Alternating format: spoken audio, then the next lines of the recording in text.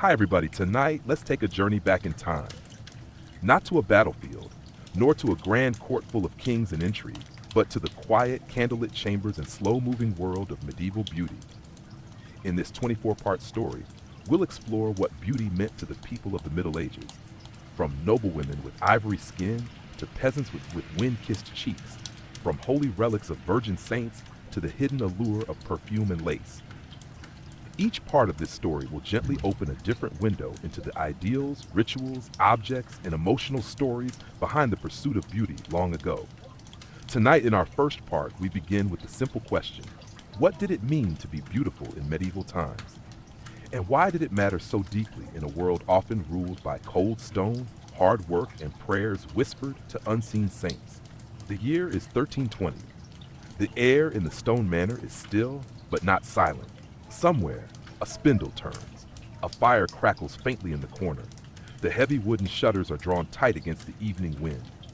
Inside, Lady Marguerite sits at her table in a high-backed chair. She is 33, older than most unmarried women. And yet in this quiet moment, she prepares her face as if she were 17. A small bronze mirror reflects back the dim glow of beeswax candles. Her fingers, though cracked by winter's dryness, gently pat a homemade cream onto her cheeks. It smells of rosewater and faintly of lard. She pauses, touches her forehead, and murmurs a prayer. Not for love, nor fortune, but for favor. For in the medieval mind, beauty was not merely ornament. It was not only about admiration. Beauty was seen both deeply and devoutly as a reflection of inner virtue, divine favor, and often one's status in the eyes of God. Even as illness, war, and famine shaped the harsh edges of life, beauty was something both sought and feared. A lovely face might inspire a poem, but it might also invite danger, envy, accusation, even witchcraft. And so Marguerite moves with care, dabbing her cheeks with a soft cloth made of linen once used for altar cloths. She is not vain. She is, in her way, devout. Across the countryside from Yorkshire to Avignon, ideas of beauty twist and tangle with faith. The church had immense power over what was seen as right, proper, and holy, including appearances. Modesty was praised, lust condemned. Women were often told that their beauty was a temptation to others, something to cover, to hide, or to surrender to God's will. But still, they anointed their hair with oil, painted their cheeks with crushed berries, and tucked charms and amulets into their corsets. Because beauty was also hope, a kind of quiet resistance. Let us now turn our thoughts to a place far from Marguerite's candlelit room, into a scriptorium in Florence, where an aging monk writes slowly in Latin. He is transcribing a text from long ago, one that quotes the Roman philosopher Plotinus. Beauty, the manuscript says, is the radiance of truth. His hand pauses. He looks up at the light as it slips through stained glass. Perhaps in that moment he wonders, is God beautiful? For many medieval thinkers, beauty was tied to the divine. The symmetry of a face, the harmony of a song, the shape of a cathedral arch. These were not accidents, they were evidence of a higher design. And so in noble courts, young girls were taught to walk gracefully, not just to please, but to reflect their upbringing. In convents, nuns sewed garments for statues of the Virgin Mary, adorning her with blue silk and pearls, not out of vanity, but out of reverence. In marketplaces, women with few coins still bartered for hair combs made of bone, with carvings of lions or lilies, symbols of purity and strength. Hair was one of the most prized attributes in medieval beauty. Long, golden hair was favored in many parts of Europe, seen as angelic. But few women had hair of such color naturally, and so concoctions were made. A mixture of saffron, lye, and ash was applied and left out in the sun. The smell lingered, but the lightened hair brought admiration, and sometimes suspicion. In the cities, beauty could also be danger. In 1348, as plague swept through Florence, fair-faced women were accused of harboring devils in their eyes. Their beauty, so rare, so radiant, was said to invite death. Some covered their faces in ash. Some prayed more often. Others simply stayed indoors and waited for time to pass like fog. And yet, beauty endured. In tapestries, ladies with delicate fingers played harps. In love letters, men described their beloved's skin as pale as milk, smooth as holy wax. In stained glass, saints were shown with idealized features, large eyes, serene brows, and lips gently upturned in knowing silence. Beauty in these forms was not flesh but symbol. It was purity, divine grace, the soul made visible. But beauty was also deeply human. Let us listen again to Lady Marguerite. She rises and walks to her window, peeking past the shutter. The sky is a deep velvet blue. Somewhere, a nightingale sings. She thinks of her mother, who once told her that beauty fades, but kindness lives in the bones. She thinks of a young man who once kissed her hand at a summer feast. She thinks of how the world is changing, how peasants talk more freely now, how books are spreading, how even the queen herself, Isabella, dares to wear gowns with open sleeves that show her wrists. Lady Marguerite knows she is no longer the girl she was. But in this moment, as the candle flickers, she feels beautiful. Because in the medieval world, beauty was never one thing. It was ivory skin, but also prayer-roughened hands. It was quiet modesty, but also a glance across a crowded hall. It was a token hidden in a lover's glove, a braid of hair in a carved wooden box, a necklace passed from mother to daughter with whispered stories of who once wore it and why. Tonight, as we begin this story, remember, medieval beauty was not about flawlessness. It was about meaning. It was layered, living, and lit by the softest light of longing. And so we close the shutters and let the world grow quiet. The spindle slows, the candle dims. Tomorrow, we will awaken to another part of the story. But for now, rest. Let your mind drift to that time, to those faces, and to that soft, strange dream of beauty that once was. The morning fog still clung to the cobbled path outside the abbey walls when the bell tolled for prime. Beneath a low gray sky, the world felt wrapped in linen, soft, hushed, and waiting. Inside the cloister gardens, Sister Anne walked slowly between rows of herbs. She was known for her quiet smile and her growing knowledge of medicinal plants. But more than that, the other sisters whispered she had once been beautiful. The kind of beauty that turned heads at feasts and drew the attention of noble sons. Yet now, her hair was hidden beneath a simple white wimple, her face bare of any adornment. Only her eyes, calm, gray as river stones, still held echoes of a life before devotion. For Sister Anne, the question of beauty had never been simple. She had grown up the daughter of a merchant, surrounded by fabrics dyed in saffron and indigo, by silver bangles and carved combs from across the sea. Her mother wore a green silk with little golden birds embroidered on the sleeves. Her sisters painted their lips with the juice of pomegranates. Beauty was a kind of language in their household, one of colors, textures, glances. It wasn't just for showing, it was for remembering who you were, where you came from, what you hoped might still come to pass. But Anne had chosen the convent. She had walked away from mirrors and song, from marriage prospects and jeweled hairpins, and yet, even here among the solemn prayers and quiet stone corridors, beauty found her. It crept into the way the morning light caught on dewdrops. It curled up like a cat inside the scent of lavender and thyme. It lived in the rhythm of embroidery, in the neat, clean stitches that drew roses and vines into cloth meant for the altar. Because even within the cloistered world, beauty had its place. Though vanity was discouraged, the sisters still tended to their appearance in small, devout ways. They cleansed their faces with rosewater on feast days. They rubbed their hands with almond oil before Mass. And when visitors came, especially bishops or noble patrons, they wore their best habits and straightened their posture with quiet pride. The church itself, ever conflicted, taught that beauty was both sacred and suspect. On the one hand, it warned against pride, especially among women. A beautiful face might tempt a man, lead him into sin, or distract him from his spiritual path. And yet, the same church built soaring cathedrals with stained glass windows that danced with light. It commissioned paintings of saints with luminous skin and idealized features. The Virgin Mary was always shown as radiant, graceful, and gentle-eyed. This contradiction was never far from the minds of those who lived within holy walls. Back in the garden, Sister Anne gathered sage and marigold. She paused beside a small mirror hidden inside her herb satchel. It was an old thing, no bigger than her palm, its surface darkened by time. She rarely used it now, but once in a while she would catch her own reflection and wonder, if I am no longer beautiful to the world, am I still beautiful to God? The medieval world believed that beauty and the soul were often intertwined. Saints were described not just for their miracles, but for their appearance. Saint Agnes had hair as golden as fields in harvest. Saint Catherine had eyes like summer skies. Even after death, it was said that the incorrupt bodies of certain saints retained a kind of divine beauty, as if holiness preserved them against decay. Pilgrims traveled long distances to see these relics, not just bones and garments, but preserved faces behind glass. There was a belief that to look upon the beauty of a saint was to draw closer to the divine, that even a glimpse might bless the heart. For women like Sister Anne, beauty became something inward. It was in the softness of speech, the kindness of gesture, the patience of listening. Her fellow sisters noticed this. Some said she had a face that brought peace.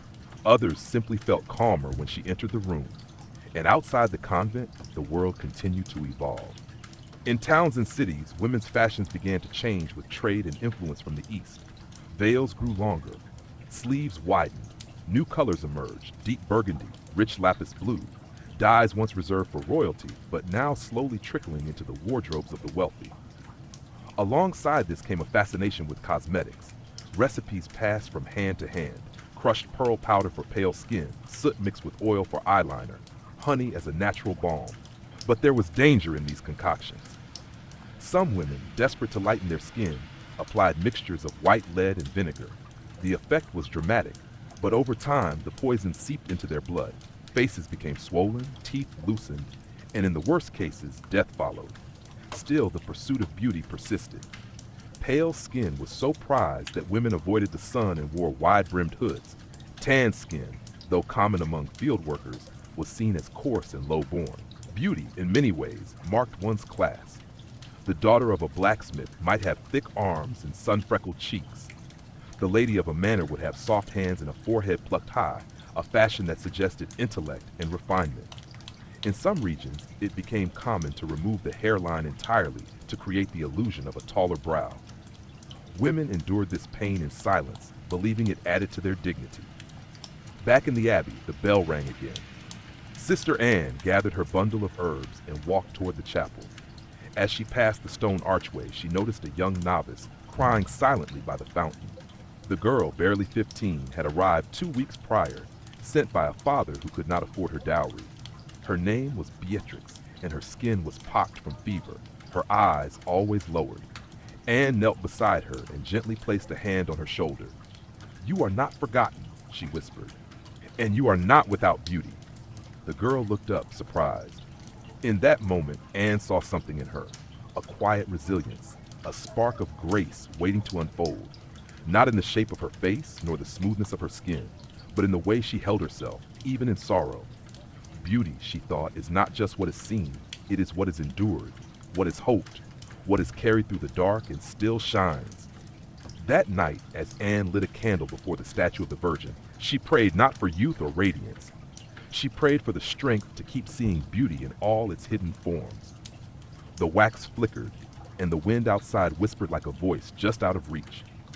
In the stillness of that sacred space, the idea of beauty changed again, and far beyond the walls of the abbey, in manors, villages, and traveling camps, others too would wrestle with what it meant to be beautiful. In a world full of shadows, of light, and of the quiet in between, the town of Rouen stirred slowly beneath the weight of morning mist.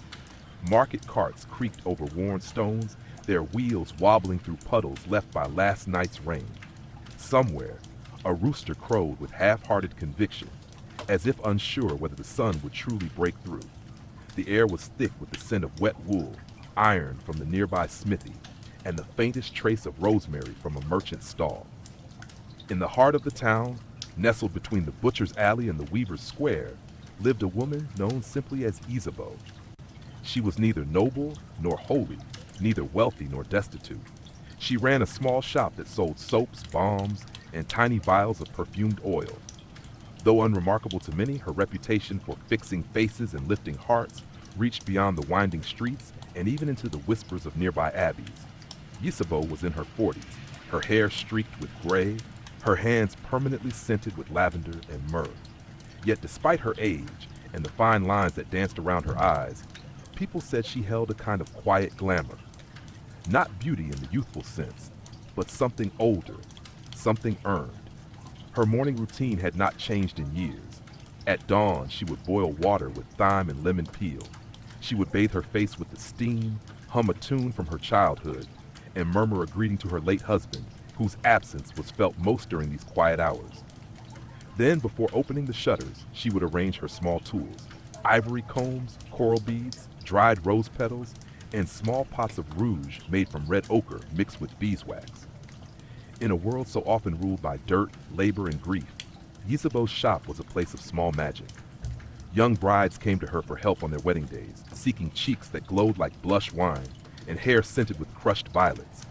Older women came with quieter hopes, asking for salves to smooth their hands or ointments to cool the sting of age. And sometimes, though rarely, men appeared with coins clutched in calloused fingers, shyly asking for something to make them more pleasing. Ysabeau never laughed. She never judged. She listened, she measured, and she offered what she could. To understand medieval beauty is to understand that it was deeply layered with longing. Longing to be seen, to be wanted, to feel some kind of control in a world so often ruled by fate and fire. One morning, a girl named Lorette appeared at her door. She was perhaps 16, with auburn hair and freckles like fallen petals across her nose. But her face was twisted in worry. Her mother had sent her to ask for something that would make her appear more refined before a visiting Lord Steward. She was to serve at the manor, and her mother believed that first impressions would decide her fate. Ysabeau sat the girl down on a stool and began combing her hair gently, untangling not just knots but nerves. She dabbed a little rose water on the girl's wrists. Then she crushed a single dried violet between her fingers and showed Lorette how to press it to the pulse point behind her ear. "It's not about hiding what you are," she said softly. "It's about honoring it, polishing it like a mirror." The girl blinked, then smiled. These were not lessons of vanity. They were lessons of survival, and sometimes even power. Because while men fought battles with swords and treaties, women fought with presence. A glance, a gesture, the way they wore a veil, these were their weapons and their shields. In noble courts, the art of subtle beautification became a kind of performance. Ladies in waiting learned to tilt their heads just so, to cast their eyes downward at the perfect angle. They used crushed strawberries for lip tint, or darkened their eyelashes with soot mixed with elderberry. But everything was done with restraint. Excess was frowned upon. One was not to look like a painting, but like an illuminated manuscript, precise, meaningful, and holy. Ysabeau had learned these tricks from a traveling healer long ago. He had come through Rouen during a harsh winter, bartering knowledge for shelter and bread. He had spoken of Persian oils, Roman creams, and the ancient Greek belief that beauty was harmony, balance between features, between spirit and flesh. She remembered him still, and she remembered something else too, how beauty could shift with time. There had been a time when round cheeks and wide hips were seen as signs of health and abundance. Then came the lean fashion of the later medieval courts, where slenderness became prized and fair skin untouched by the sun was the ideal.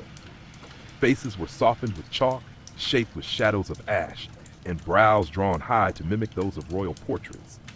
In this world, a merchant's daughter might transform herself into something almost noble with the right guidance, and a scullery maid might catch the eye of a wealthy patron with the right perfume and poise. But beauty was a dance with danger. Too much attention, and a woman could be labeled a temptress, or worse, a witch. Rumors clung to women like smoke, especially those who knew herbs too well, who lived alone, or who dared to be admired without apology.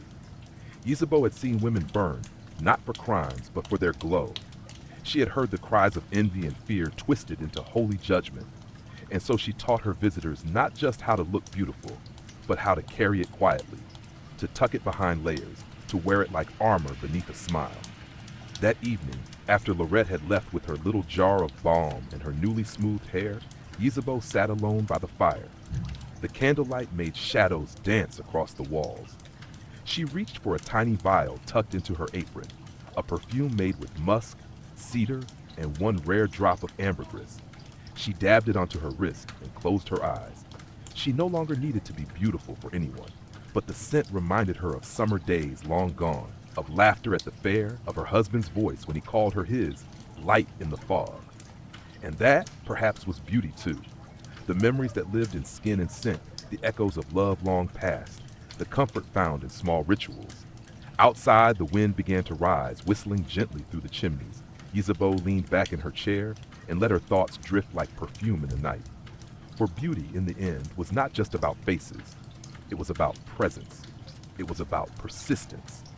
It was about the stories we tell ourselves in the mirror and the ones we carry quietly into the dark.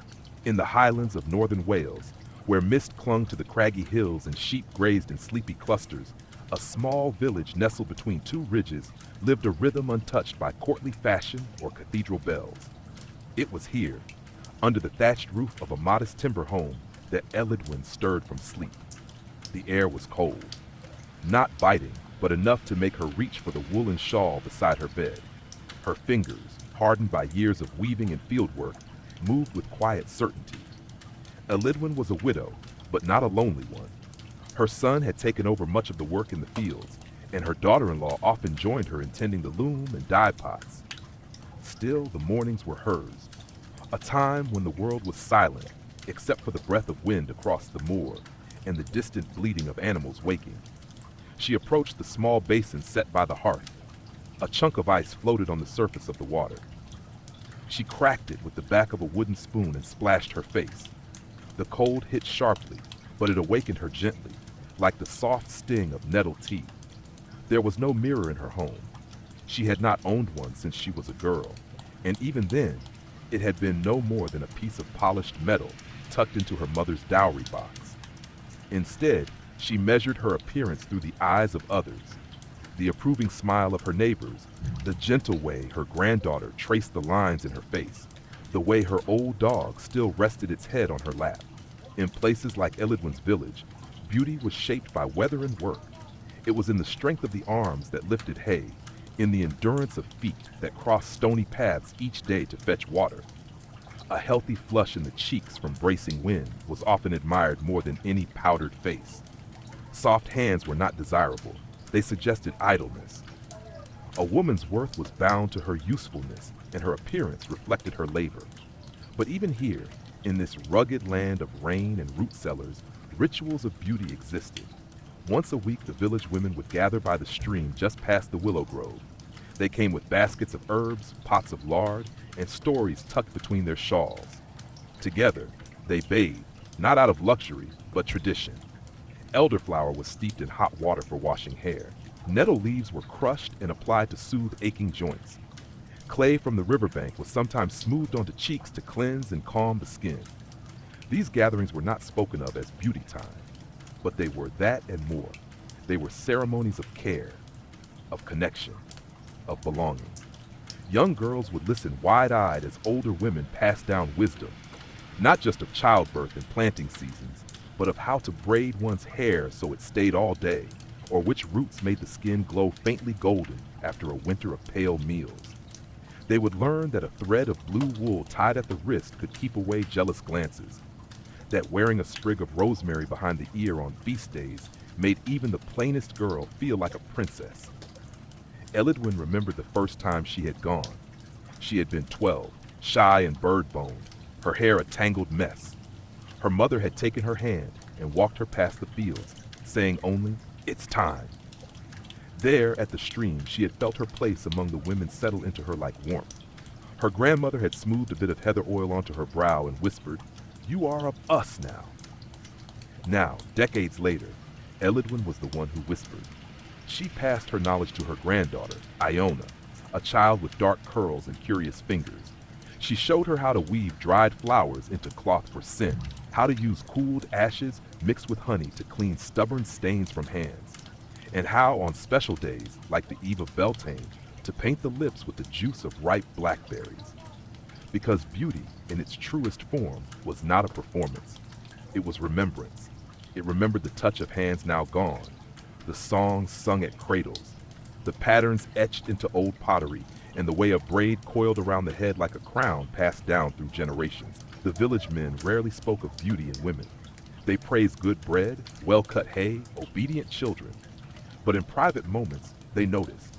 They noticed the glint of sunlight on a polished buckle, the way a shawl of dyed indigo brought out the blue in a woman's eyes, the way laughter softened even the sternest face. Elidwin had known this. She had seen it in her late husband's gaze, not during feasts or dances, but when she stirred the stew pot and brushed her hair from her forehead with the back of her hand. That kind of beauty was quiet. It asked for nothing, and yet it stayed with him until the end. One winter, many years ago, a noblewoman had passed through the village. Her carriage broke a wheel near the old stone bridge. She had stayed in the village for 3 nights, her presence like a star fallen into the hearth. Her skin was pale, her voice soft and trained. She wore rings even while she slept, and her maid powdered her face each morning despite the damp. The village girls had watched her with awe, but the older women exchanged glances. "She is fine," Elidwin's neighbor had whispered, "but she does not know the taste of rain." That, in the end, was what mattered here: to live in the land, to wear its weather on your skin, to bear the seasons and still smile when spring returned. That night, as Elidwin sat by the fire with Iona curled at her feet, she combed the girl's hair and braided it with a ribbon of red thread. "Why red?" Iona asked sleepily. "To remind you that you are alive," Elidwin said, "that you are warm blood and good breath, and all the women who came before you." The flames crackled softly. Outside, the wind turned the trees into dancers, and within the walls of that modest home, beauty sat with them, not loud or adorned, but patient, enduring, and true. It needed no mirror. It had always known the way. In the bustling city of Bruges, where canals mirrored the morning sky and spires stretched like fingers toward heaven, the day began with the ringing of the cathedral bells. The streets filled with the soft shuffle of shoes over stone, the calls of vendors hawking bread and cheese, and the clatter of apprentices setting up tools outside their masters' shops. Beneath the layers of trade and toil, however, the city carried another rhythm, a quieter one, woven through its people's pursuit of beauty in subtle, shifting ways. In a narrow alley just beyond the cloth hall, there lived a young woman named Lissalot. Her family worked in the dye trade, her father with his vats of woad and madder, her older brothers hauling bolts of linen from the looms to the marketplaces. But Lissalot had chosen a different path. She was apprenticed to a painter, a master known simply as Cornelis, who crafted devotional panels and portrait miniatures for nobles and clergy alike. Lissalot's work was steady and quiet. She prepared the pigments, ground them finely with egg yolk or oil, arranged the brushes, and mixed gold leaf into delicate curls on parchment. But more than anything, she watched. She watched the faces of the women who came to be painted, countesses, merchant wives, sometimes young daughters brought in for betrothal portraits. What fascinated her most was not how they posed, but how they changed when they saw themselves on the painted panel. Lissalot learned early on that to paint someone was to understand what they believed beauty was. There was the lady who insisted her cheeks be rounder, more like a rose in bloom, even though her face had long since thinned with age. There was the young bride who asked for her eyes to appear larger, more innocent, more like the virgins in the stained glass windows. And there was the girl, no more than 12, who wanted nothing changed but asked shyly, "Will he think I'm too dark?" In Bruges, as in much of Europe, pale skin was considered a mark of refinement. The ideal woman was imagined with translucent skin, cool as milk, and untouched by sun or labor. To achieve this, women used powders made of ground pearls, crushed chalk, or even the dangerous blend of white lead and vinegar, which burned the skin with long use. The results were often stunning in portraits, but Lissalot knew the pain behind those painted masks. She had seen the sores, the flaking patches. She had heard the soft weeping when a noblewoman's skin peeled beneath her veil. And still, they came. For beauty in the eyes of the city was not just adornment, it was reputation. A woman's appearance was her calling card in marriage, in business, even in her prayers. A beautiful woman was thought to be blessed by God, favored, protected.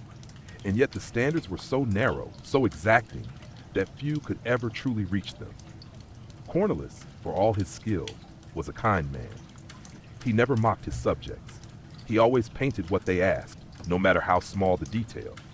But once, as Lissalot mixed a shade of lapis to color the eye of a baroness, he leaned close and said, "Sometimes I think they want to see themselves not as they are, but as they wish the world would see their soul."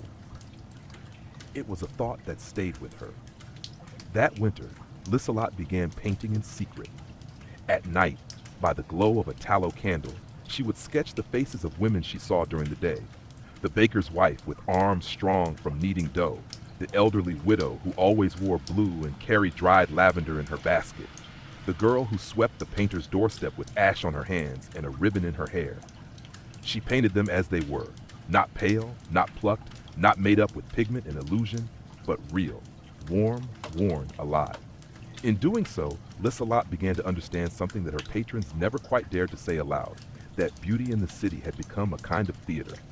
Behind closed doors, women could be tired, could be plain, could be themselves. But outside, in the cathedral pews, at market stalls, at court, there were rules to follow, expectations to uphold. Hair must be coiled just so, veils pinned with precision, eyebrows plucked high, forehead smooth and gleaming. Teeth were scrubbed with ash or mint leaves. Lips were stained with beet juice or red clay. And yet, despite these efforts, there was always the quiet fear of being found lacking, of falling short of that impossible standard. One afternoon, Lissalot helped Cornelis paint a small panel for a nun who had once been a noblewoman. Her features were sharp and lined, her eyes shadowed by long hours of prayer. But her presence filled the room with something soft, almost luminous. As they painted, she said, "When I was young, I was told that beauty was a gift, like fine cloth or a good dowry. But I think now, beauty is a kind of language, one that changes as you grow." Lissalot didn't answer, but her heart stirred. That night, she added the nun's face to her secret collection. As months passed, Lissalot's hidden portraits grew in number. She painted on scraps of wood, parchment ends, even pieces of old linen. Each face was different. Some smiled, some stared boldly, some turned away. But each was captured in the soft light of truth. Not flattered, not adorned, but deeply known. It was perhaps her quiet rebellion. In a world that demanded perfection, she gave them presence. And slowly she began to think that maybe, just maybe, beauty could be more than something applied or performed. Maybe it could be something felt, something remembered, something earned. And so in the flickering silence of a Bruges attic, Lissalot painted on, not for fame, not for gold, but for the women who, for a moment, had let her see them, truly, and for the dream of a world where that would be enough. The snow had come early that year in the Bavarian countryside, blanketing the hills in silence. It muffled the sounds of distant wolves, softened the clang of blacksmiths' hammers, and quieted even the bustling chatter of inns and town halls. In the shadow of an old monastery, where pine trees stood like sentinels draped in white, a manor house sat half asleep in the snow. Inside, warmth flickered, not just from the fire in the great hearth, but from the activity that pulsed through its stone walls. For though the world outside had turned still, the manor was preparing for a wedding. Lady Adelheid, the second daughter of the lord of the house, was to be married to a knight from Franconia. It was not a love match, but a sensible one. Land, alliances, grain routes secured. Still, the household buzzed with nervous excitement. Servants scrubbed tapestries, bakers tested honey cakes, and tailors arrived with packages wrapped in wool and tied with twine. In her chamber, Adelheid stood before a tall mirror framed in oak, a rare treasure imported from Venice. Her maid, Ilsa, carefully unraveled her hair, letting it fall like a curtain of pale gold down her back. The fire crackled behind them, casting their silhouettes against the far wall like shadow puppets from an old tale. Adelheid said nothing, but her eyes betrayed a restlessness. She was beautiful by the standards of her time. Tall, slender, with a forehead high and unlined, lips tinted like soft apples, and hands so delicate she rarely touched anything heavier than an embroidery needle. Her eyebrows had been plucked into a thin arch. Her skin, kept hidden from the sun for most of her life, was nearly translucent in the candlelight. Yet she did not feel beautiful. Not now. The preparations for her wedding had become a parade of instructions. How to sit, how to smile, how to speak with reverence and not too much laughter.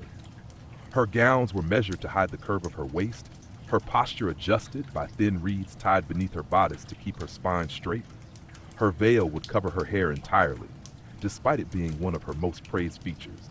Even her scent had been chosen for her, a blend of dried violets and frankincense, designed to make her seem calm, modest, and just faintly exotic. "I do not recognize myself," she whispered, watching the woman in the mirror. Ilsa paused. She had served Adelheid since they were both girls, And though her station kept her hands busy and her mouth mostly quiet, Ilsa had watched her mistress with silent compassion. She knew when Adelheid smiled only to please others. She knew when her silences were born not of serenity, but of sorrow. "You still have your eyes," Ilsa said softly. "That's where the truth lives." Adelheid blinked, then looked away. Outside the window, snow fell like sifted flour from a giant's hand.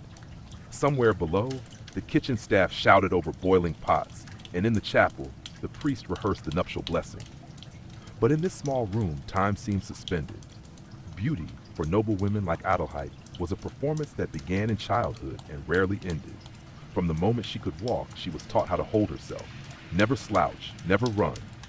At 7, she learned to sit for hours without scratching an itch or shifting her weight. At 10, she was given her first perfumed cloth. By 12, her hair was brushed 100 times each night. She was to be admired, not approached, seen, not touched. Her mother, the Lady Ermeltrude, had enforced these teachings with strict love. "A woman's beauty," she said, "is her strongest letter of introduction. It speaks when she cannot." But that letter had begun to feel like a chain around Adelheid's neck.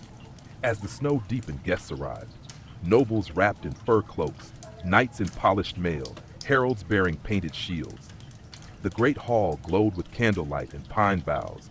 Music rose from the lute players tucked beneath the stairs, and wine flowed like thawed rivers. And Adelheid smiled. She wore a gown of ivory velvet embroidered with silver thread. A circlet of pearls adorned her forehead. Her cheeks were touched with a paste of crushed rose petals and goat's milk. She looked like a statue come to life, a vision of noble grace.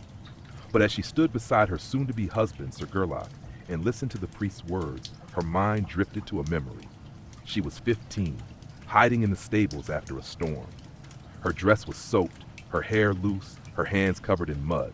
She had laughed, truly laughed, when Ilsa tried to dry her with a horse blanket. In that moment, without any powder or posture or painted lips, she had felt more alive than she did now, dressed as a bride before the eyes of God and men.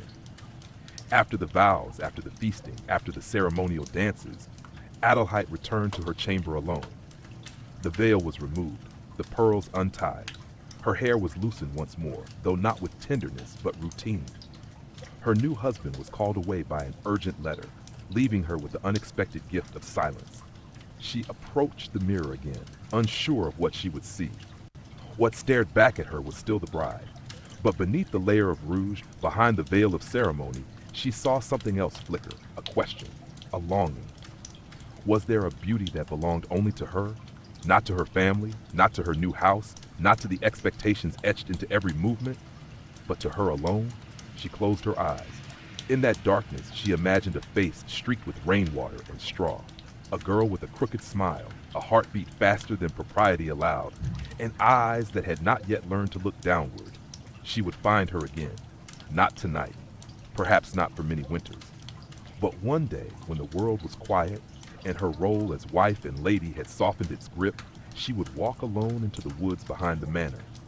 She would feel the snow beneath her boots, and she would lift her face to the wind, not as an ornament, not as a symbol, but as a woman seeking her own reflection in the wide, wild sky. And maybe then beauty would answer her, not with applause, but with recognition. The spring fair had come to the town of Chartres like a slow-blooming flower. Tents unfolded one by one across the green fields outside the southern gate, their colors bright against the soft morning mist. Merchants arrived with wagons full of wares, spices from Iberia, linen from Flanders, beads from the east. There were acrobats and storytellers, jugglers, and horses adorned in bells. But amidst the bustle, the fair had another purpose, a quieter current beneath the noise and gold.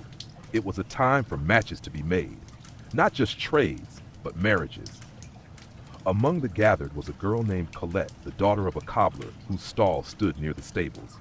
She was 16, slight of frame, with a face more thoughtful than cheerful. Her hair was the color of chestnut bark in sunlight, her skin freckled from hours helping her father in the open air. She wore no silk, no brocade, just a well-kept woolen dress, cinched with a braided belt. But today, her mother had insisted she be seen. A ribbon was tied into her braid. A touch of elderflower balm was dabbed at her throat. Her cheeks were pinched to bring out their color. These were not expensive preparations, nor grand, but to her mother, they were essential. Colette's future might depend on who saw her and what they saw. The fair, after all, was where merchants and guild apprentices mingled, where widowers looked for second wives and daughters were subtly presented with lowered eyes and faint smiles. It was a silent game of gazes and impressions, and beauty was its language.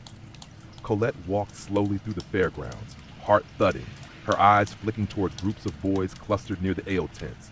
They laughed too loudly. None looked her way. She wasn't sure if she wanted them to, because Colette had never quite fit the mold. She had heard it whispered often enough, too quiet, too pale, too thin. Her hands were stained with leather dye, her nails short from stitching soles. She didn't blush easily, didn't speak in fluttering tones. Her beauty, if it existed at all, was like the slow unfurling of moss on stone, unseen until it was everywhere. And yet, as she passed a mirror hanging from a merchant's cart, she caught her own reflection. Not long enough to admire it, just long enough to wonder, what did others see when they looked at her? In medieval towns, beauty among the working class was measured in strange half-lights. There were no portraits to immortalize them, no gilded gowns or pearl combs, but there were whispers. A girl with hips good for bearing children, a smile that made the butcher's son linger, eyes like ripe plums, hair thick as rope. It was beauty spoken in kitchen corners and between barrels, not in poetry or paint. For someone like Colette, beauty was not a destiny, it was a chance. She stopped at a booth where a woman sold colored scarves and pins. The woman, older and missing a tooth, watched her a moment before saying, "Here, try this." She handed her a scarf the color of new leaves. Colette hesitated, then draped it around her shoulders. The effect was simple, but somehow she looked brighter, softer. "Better," the woman said. "Don't need to be a duchess to turn heads." Colette smiled just a little. She moved on, scarf in place, and stopped near a puppet show where children laughed at wooden knights and dragons. Beside her stood a boy, perhaps a year older, with a crooked jaw and straw-colored hair. He held a basket of herbs, his apron stained with green. He glanced at her. "That color suits you." She blinked, startled. He didn't leer, didn't press. He simply turned back to the puppets, a half-smile playing at the corners of his lips. Later she would learn his name was Armand, that he was apprenticed to a healer, that he read Latin and could recite prayers not just by memory, but with meaning. But in that moment, he was just a kind voice on a morning she had feared would pass unnoticed. She returned home with her scarf still wrapped close. Her mother asked no questions, but her eyes lingered a little longer on Colette's face. That night, as the stars rose above Chartres and the fair's fires dimmed, Colette sat by the window and brushed her hair. She thought about the girls who would dance in circles, their laughter rising like birdsong, the girls with ribbons and quick wit and flushed cheeks. She admired them. She admired them, but she no longer wished to be them, because for the first time she had felt seen, not for what she pretended to be, but for what quietly flickered beneath. In the distance, the cathedral bells began to toll compline. Colette closed her eyes, let the sound wash over her, and whispered a quiet thank you, not to a saint or a relic or a prayer, but to the part of herself she had always doubted, that quiet, steadfast part, that beauty no mirror could name. And so the fair faded into memory, but something had been left behind, a spark, a ribbon, a new way of seeing, and the gentle unfolding hope that perhaps, just perhaps, being known was the loveliest thing of all. The sea wind carried the salt deep into the bones of the little fishing village of Etretat, where waves struck the cliffs below with steady rhythm, like a great sleeping heart. Life here was lived between tides and nets, prayers to St. Peter, and the knowledge that the sea could give or take without warning. In a cottage perched on the hill just above the shore, an old woman named Maëlle lived alone. Her house was crooked with age, the roof sloping like a tired shoulder, its chimney leaning as if eavesdropping on the sea's secrets. The garden outside was overgrown with sage and wild fennel. Her door always smelled of fish oil and thyme. They called her La Vieille Belle, the old beauty. Once, decades ago, Maëlle had been the pride of the village. Men came back from the docks to find excuses to pass her window. Her skin had been bronzed from the sun, her laughter bright and loose as sails in wind. Her eyes were dark, not like coal, but like polished driftwood, and her hair was a tumble of black curls that refused to be tamed.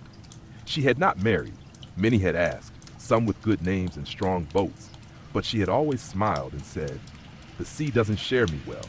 And perhaps she had loved, once long ago, a sailor who sang to her and carved her name into his oar, but he had gone out with a storm and never returned. Time passed. Her hair turned to snow, her waist thickened. Her steps slowed, but her beauty never left. It changed, softened, sank into the lines beside her mouth and the corners of her eyes. It lived in her hands, rough but knowing, and in the way she still tied her scarf with the same twist as when she was 20. Children liked to sit on her steps and listen to her talk about moon tides and mermaids. Mothers brought her dried lavender and jars of honey, asking for tinctures and advice. Mael never charged coin. She asked only for stories. One spring, a young woman named Anouk came to her door. She had arrived in Etretat only days before from Rouen. Her husband was away at sea, newly posted to a merchant vessel. She was lonely, anxious. Her face was pinched with worry, and her hands trembled as she smoothed her skirt. "I want to feel like myself again," she said, not quite able to explain. Mael studied her, not just her face, but the way her shoulders sloped with invisible weight, the raw skin at her knuckles, the way her hair had been pinned too tightly, as if order would keep despair away. She said nothing, only gestured Anouk inside. The cottage smelled of bay leaves and salt. Wind whistled faintly through the cracks. From a shelf, Mael took a little jar filled with something pale and scented, whale fat softened with chamomile and rose hips. She warmed it between her palms and gently pressed it to Anouk's cheeks, her temples, the place where jaw meets ear. Then, with a spoon carved from bone, she mixed crushed kelp with barley flour and water from the rain barrel. The paste went onto Anouk's hands. As it dried, Maya spoke, not of beauty, but of tide pools, of how barnacles cling despite the pull of the waves, of how even sea glass, sharp once, turns smooth and gentle in time. Anouk began to weep, not loudly, not bitterly, just soft tears, as if something inside her had finally exhaled. When she left the cottage, her hands were soft, her face warm. She walked slower. The scarf she wore fluttered just a bit as if stirred from within. In places like Etretat, beauty was not written in mirrors or letters. There were no portraits, no perfumes, but there were rituals, rinsing hair in seawater mixed with lemon rind, rubbing rosemary between one's palms before Mass, biting one's lips for color, tying seashells into the hems of wedding dresses to bring favor from the waves.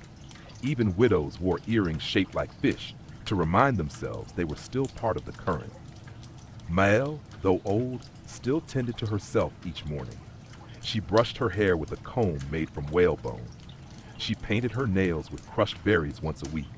Her clothes were plain, but her eyes were lined in charcoal, and her lips always bore a faint tint of clove. She said it wasn't for anyone else. It was because when she looked at her reflection in the pot lid or in the well's water, she wanted to recognize herself. Not the girl she once was, but the woman she had become. Beauty, she told Anouk the next time she visited, is what stays with you when you think you've lost everything. And Anouk believed her. The village did too. Even the men who never dared speak to Mael in youth still nodded respectfully when she passed. Children left pebbles and feathers at her door, like offerings to a sea witch queen. One winter, when Mael caught a fever, the entire village took turns bringing her broth and fresh linens. They left herbs by her window, sang softly beneath her walls, lit candles on the shore. She recovered. And when she walked again among them, stooped but smiling, the people whispered that the sea had given her back, that some faces were too beloved to vanish. Years later, when Mael was gone, no one could agree on her age. Some said 90, others more. But everyone remembered her eyes, her voice, the feeling they had when she looked at them and saw something shining beneath their surface. They said she had made them feel beautiful, even if just for a moment, even if they'd forgotten how. And so her legend lingered like salt on skin, long after the sea had taken her name back into its song. The city of Siena, in the heart of Tuscany, rose like a crown from the hills, its red brick towers and narrow streets drenched in sunlight most days of the year. But in the early hours before the markets opened and the piazzas filled with chatter, the city belonged to the shadows and to the women who prepared for the day behind wooden shutters and heavy doors. In one such room, high above a bakery that sent up the scent of rising dough and warm almonds, a young woman named Ginevra sat at a carved table brushing her hair before a small glass mirror. The glass was clouded at the corners, its silvering faded, but it caught the light just enough to show her reflection, slender, serious, and caught somewhere between girlhood and what lay beyond. Ginevra was the daughter of a silk merchant, one of the newer families in the city's tangled social order. Not poor, certainly, but not noble. Her father hoped a good marriage would pull their bloodline closer to the old patrician houses. Her mother's hopes, though similar, were laced with something more fragile. She wished, more than anything, for Ginevra to be wanted, for her beauty to be seen and praised, because praise, in their world, was a kind of shield. Each morning, Ginevra's preparation was as much ritual as routine. First, the face, washed in rosewater kept cool in a ceramic jug, then a dusting of white powder, rice flour mixed with crushed iris root to soften her skin's olive tone. Her lips were touched with red wine and a smear of mulberry paste, her cheeks warmed with the faintest bloom of crushed cochineal beetles, diluted with beeswax. Her mother insisted on the cochineal. "Pale women are for paintings," she often said, adjusting her daughter's chin with fingers that smelled faintly of camphor. "But color is for life." Ginevra did not always agree. She liked her own reflection best just after she had run up the steps from the cathedral, heart racing, her face flushed from exertion, or when she leaned over the dye vats in her father's workshop, her sleeves rolled back, the scent of wormwood and spun silk clinging to her skin. But those versions of her were not the ones her mother wished to present to the world. For in Siena, appearances were carefully choreographed. Beauty here was a political dance. Just like the rivalries between the city's contrave, each neighborhood fighting not just for victory in the palio, but for social favor. A woman's beauty could lift a family's fortunes if it was remarked upon in the right halls, if it caught the eye of the right scion, if it found its way into the verses of the right poet. And poetry was never far. In Siena, troubadours still wandered the streets, lutes slung over shoulders, their songs filled with praise of long-necked maidens, hair like ripened wheat, eyes the color of twilight. These songs, romantic as they seemed, were rarely about real women. They were about ideals, about muses imagined rather than lived beside. But every girl in the city grew up hearing them and wondering which lines might one day be sung for her. Ginevra had once been the subject of such a verse. A boy from the Onda district, whose name she had never learned, sang beneath her window one summer evening, comparing her to the moon over the Torre del Mangia. She had listened with one ear while braiding her hair, both pleased and weary. The song was beautiful, but it was not her. She did not want to be compared to celestial bodies or distant goddesses. She wanted to be seen when her fingers were stained with ink, copying her favorite verses from Dante into the margins of old account ledgers. She wanted to be noticed when she argued about prices in the silk market with her father's buyers. She wanted to be admired, yes, but for something real. One afternoon, Ginevra was invited to the home of the Contessa di Bellanti, a widow known for her sharp tongue and her even sharper collection of paintings. The Contessa had heard of Ginevra's beauty, and her mother saw the visit as an opportunity, perhaps even the first step toward a more prestigious courtship. The villa was filled with frescoes, the walls alive with scenes of saints and seasons, of love and judgment. But it was a small portrait in a quiet corner that caught Ginevra's attention. The painting was of a woman, her face simple and unadorned, with eyes that looked out not in longing or sorrow, but in calm defiance. There was no jewelry, no veil, just a curl of dark hair escaping from her temple and a background of green hills that looked strangely real. "Who is she?" Ginevra asked. The Contessa smiled. "That was my grandmother. She refused to be painted until she was 60, said youth was too fleeting, too full of lies. But at 60, she said, the truth had settled on her face like dust on stone." Ginevra stared at the portrait, feeling something shift in her. That evening, she returned home and washed her face. She removed the powders, the rouge, the scent of pressed violets. For the first time in weeks, she looked at herself in the mirror as she was, skin flushed with sun, eyes lined from squinting at fine stitches, a small scar on her brow from childhood. and she smiled. The next morning when her mother brought the little box of powders, Ginevra reached for the rosewater only. "Not today," she said. "Let the poets sing of someone else." Her mother frowned but said nothing. Outside, the bells of Siena began to ring, marking the hour of terce. The city stirred, alive with ambition and art, and Ginevra, slipping into her sandals, stepped out into the sun, bare-faced and unafraid. For the first time she felt as though her beauty no longer needed to be conjured. It simply was. Not flawless, not divine, but hers. And Siena, with all its song and ceremony, would just have to learn to see it. The bells of St. Gudula echoed softly through the crisp morning air of Brussels, their tones threading between timbered houses and curling chimneys across cobbled lanes still slick with dew. Inside a modest home near the edge of the cloth district, a woman named Marguerite dipped her fingers into a basin of warm water and closed her eyes. It was a small ritual, one she had kept since childhood. The water, steeped with linden blossoms, eased the stiffness in her joints and softened the calluses on her palms. Her fingers were not the delicate hands of a courtly lady, they were seamstress's hands, thread-worn, steady, sure. Marguerite was 38, unmarried and without children, an oddity to some, a relief to others. She lived alone and ran her own business, tailoring fine undergarments for the merchant class and occasional noble patrons. Her work was quiet, precise, respected, but she knew in whispers she was also regarded with curiosity. Why had she never married? Was there a secret lover? Was she barren or simply too proud? She never answered. Instead, she poured her thoughts into her craft. Her fingers, now clean and warm, moved quickly over the linen she had prepared the night before. Today, she would finish a camise commissioned by a young bride-to-be, the daughter of a prominent spice merchant. The fabric was soft, bleached with milk and ash, and edged with delicate whitework embroidery. A hidden charm was stitched into the hem, a star-shaped knot meant to protect against jealousy. Marguerite smiled faintly as she worked. In medieval Brussels, as in many cities of the Low Countries, women like Marguerite lived in a delicate balance between usefulness and invisibility. She was admired for her skill, respected for her independence, but never quite invited to the dances or feasts. She wore no rouge on her cheeks. Her hair was always bound tightly beneath a modest cap. Her gowns, though expertly made, bore no ornament. And yet, there was beauty in her stillness. She had learned it not from mirrors, but from patterns, repeating stitches, symmetrical hems, the way fabric responded to the heat of the iron. She believed that beauty could be built, slowly and deliberately, like the garments she crafted. That it lived not in the flutter of lashes or the sway of hips, but in the care behind a gesture, the patience in a task well done. Sometimes she remembered her mother's voice.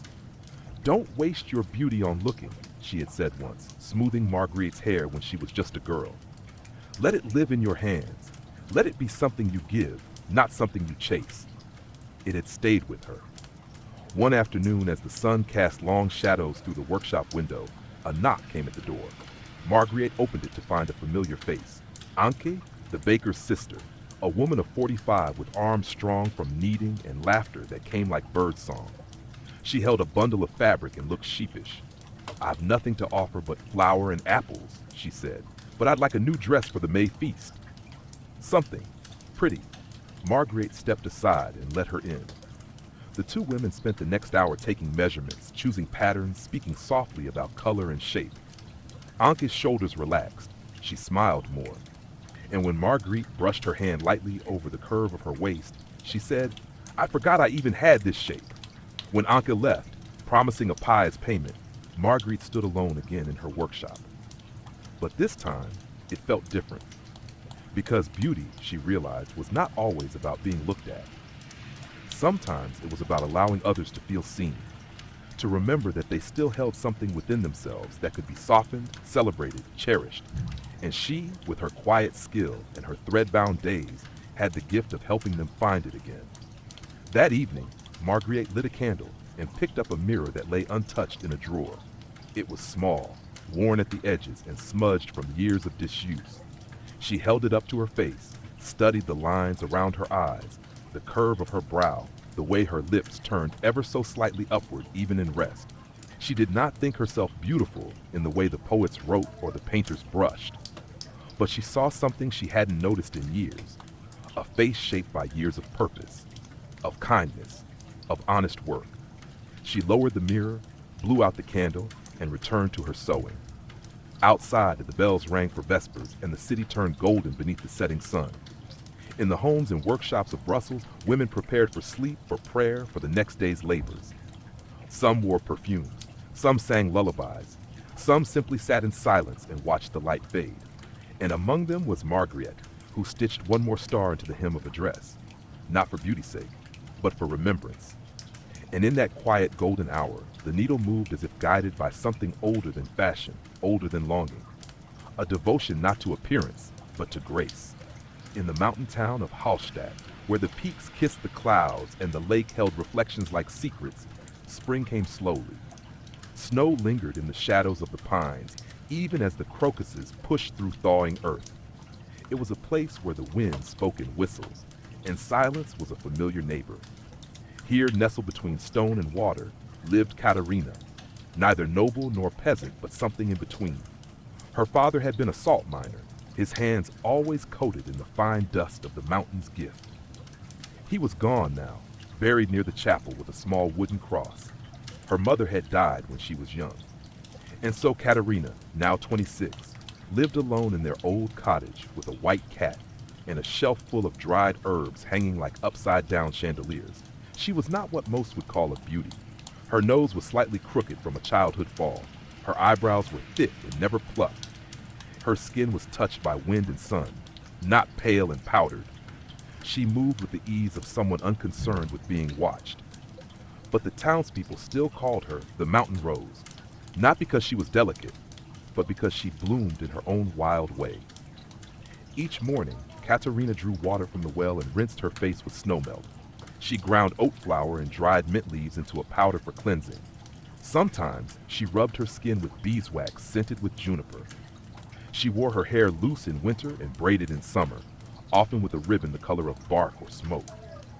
Her clothing was homespun, thick wool in the cold months, lighter linen in the warm, and always practical.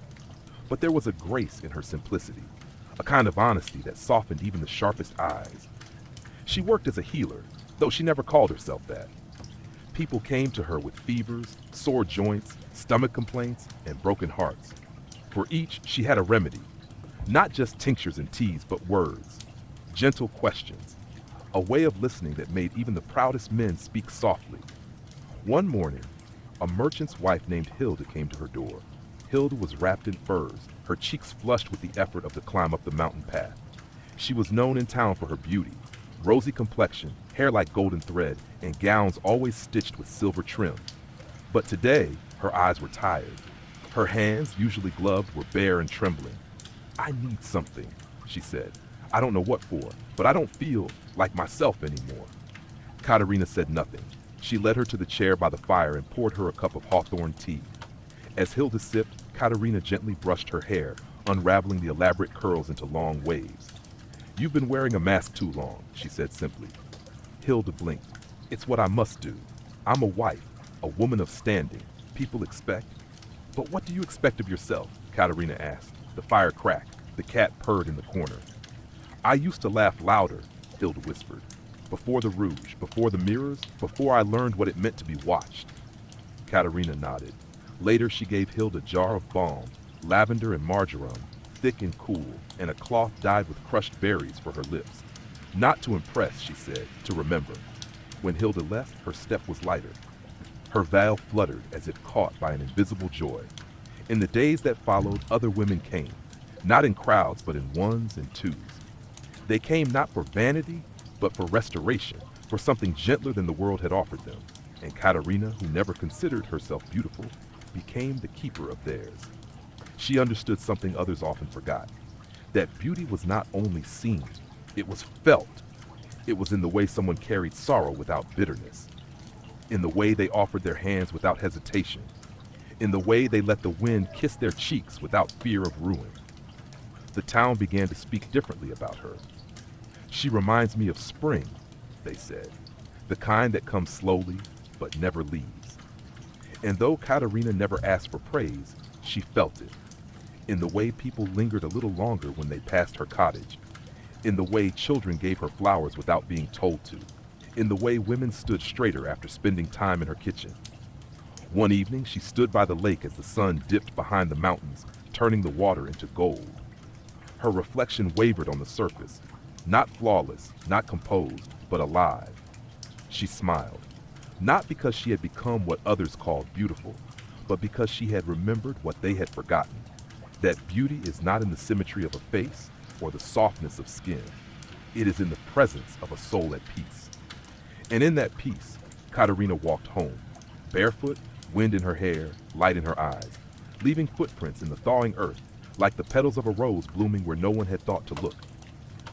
The monastery garden in Provence was heavy with lavender, its fragrance carried lazily by the warm afternoon breeze. Bees floated from bloom to bloom like tiny monks in flight, their buzz a soft, sacred hum. Behind the garden wall, tucked within pale stone cloisters, Sister Isabeau sat beneath an olive tree, her needle gliding through cloth as easily as water slips over rock. She was nearing 50, her hair entirely gray beneath the white veil, her hands worn but steady. The lines on her face were like soft folds in parchment, gentle reminders of time well lived. Her robes were simple, untouched by ornament, and her days marked by bells and scripture. Yet when she walked through the convent, novices turned to watch, not out of reverence, but something closer to awe. There was something about her, a quietness, a presence, a grace that could not be powdered or painted. When Isabeau had first entered the order, she had been a noblewoman, young, clever, and beautiful by every courtly standard. Her father had sought a powerful match for her, parading her through salons and feast halls like a jewel on display. She had worn brocade gowns and amber earrings. She had learned to dance, to flirt, to charm. But each compliment felt like a stone laid on her chest, each glance another hand shaping her into something ornamental. So she had walked away. The decision had not come in fire or fury. It had come during a storm, as she stood barefoot in the chapel, watching rain streak the stained glass like tears. In that moment, she chose silence over spectacle, a life of prayer over performance. She chose herself. Now, decades later, she found beauty in different places. In the scent of rosemary crushed between her fingers, in the curve of a letter she inked in a manuscript, in the sound of another woman's laughter breaking the stillness of morning prayers. That summer, a novice named Claire was assigned to her care. Claire was 16 with flushed cheeks and wide eyes. Her hair was a tangled crown of copper, often escaping her veil. She had been sent by her family to temper her wildness, as the bishop had said, but it was clear from the first day that Claire had not yet left the world behind. She asked questions, too many. She longed for color, for music, for the feel of her own skin beneath her hands. One afternoon, as they worked in the garden, Claire asked quietly, "Did you used to be beautiful?" Isabeau paused. The question was not cruel, only curious. "I was seen as beautiful," she said, "but that is not the same." Claire tilted her head. "What's the difference?" Isabeau smiled. "When you are seen, you wear the gaze of others like a cloak. When you are, you wear your own soul like skin." They worked in silence for a while, the sun casting golden lace across their arms. Later that evening, Isabeau brought Claire a mirror, a small one, its silver rim dulled with age. She placed it in the girl's hands. "Look," she said, "but do not search for praise or flaw. Look until you see yourself, not the face, but the flame behind it." Claire hesitated, then gazed into the glass. At first, she only saw the curve of her cheek, the imperfection of her nose, the freckles she always tried to hide. But as the light shifted and the convent bells began to ring, something in her gaze softened. She saw not a child or a vessel or a bride-to-be, but a person, breathing, becoming, and she began to weep. Isabeau did not comfort her. She simply placed a hand on her shoulder and said, "That is the first true mirror you've ever held." The next morning, Claire no longer painted her lips with stolen berries. She walked slower through the cloisters. She spoke with less urgency. It was not submission, it was unfolding. Isabeau watched her with quiet pride, remembering the first time she had looked into that mirror. Years ago, in her second winter at the convent, when her beauty had just begun to fade and her hands ached from the cold, she had feared she would vanish, that without adornment, she would become invisible. But the mirror had shown her differently.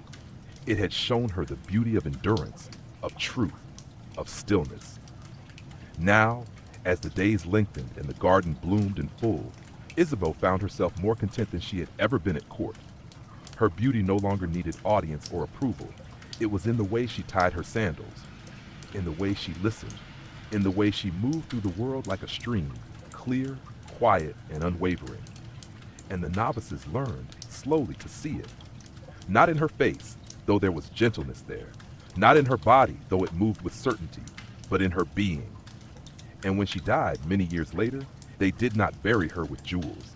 They wrapped her in linen and rosemary, her hands folded with a quill between them.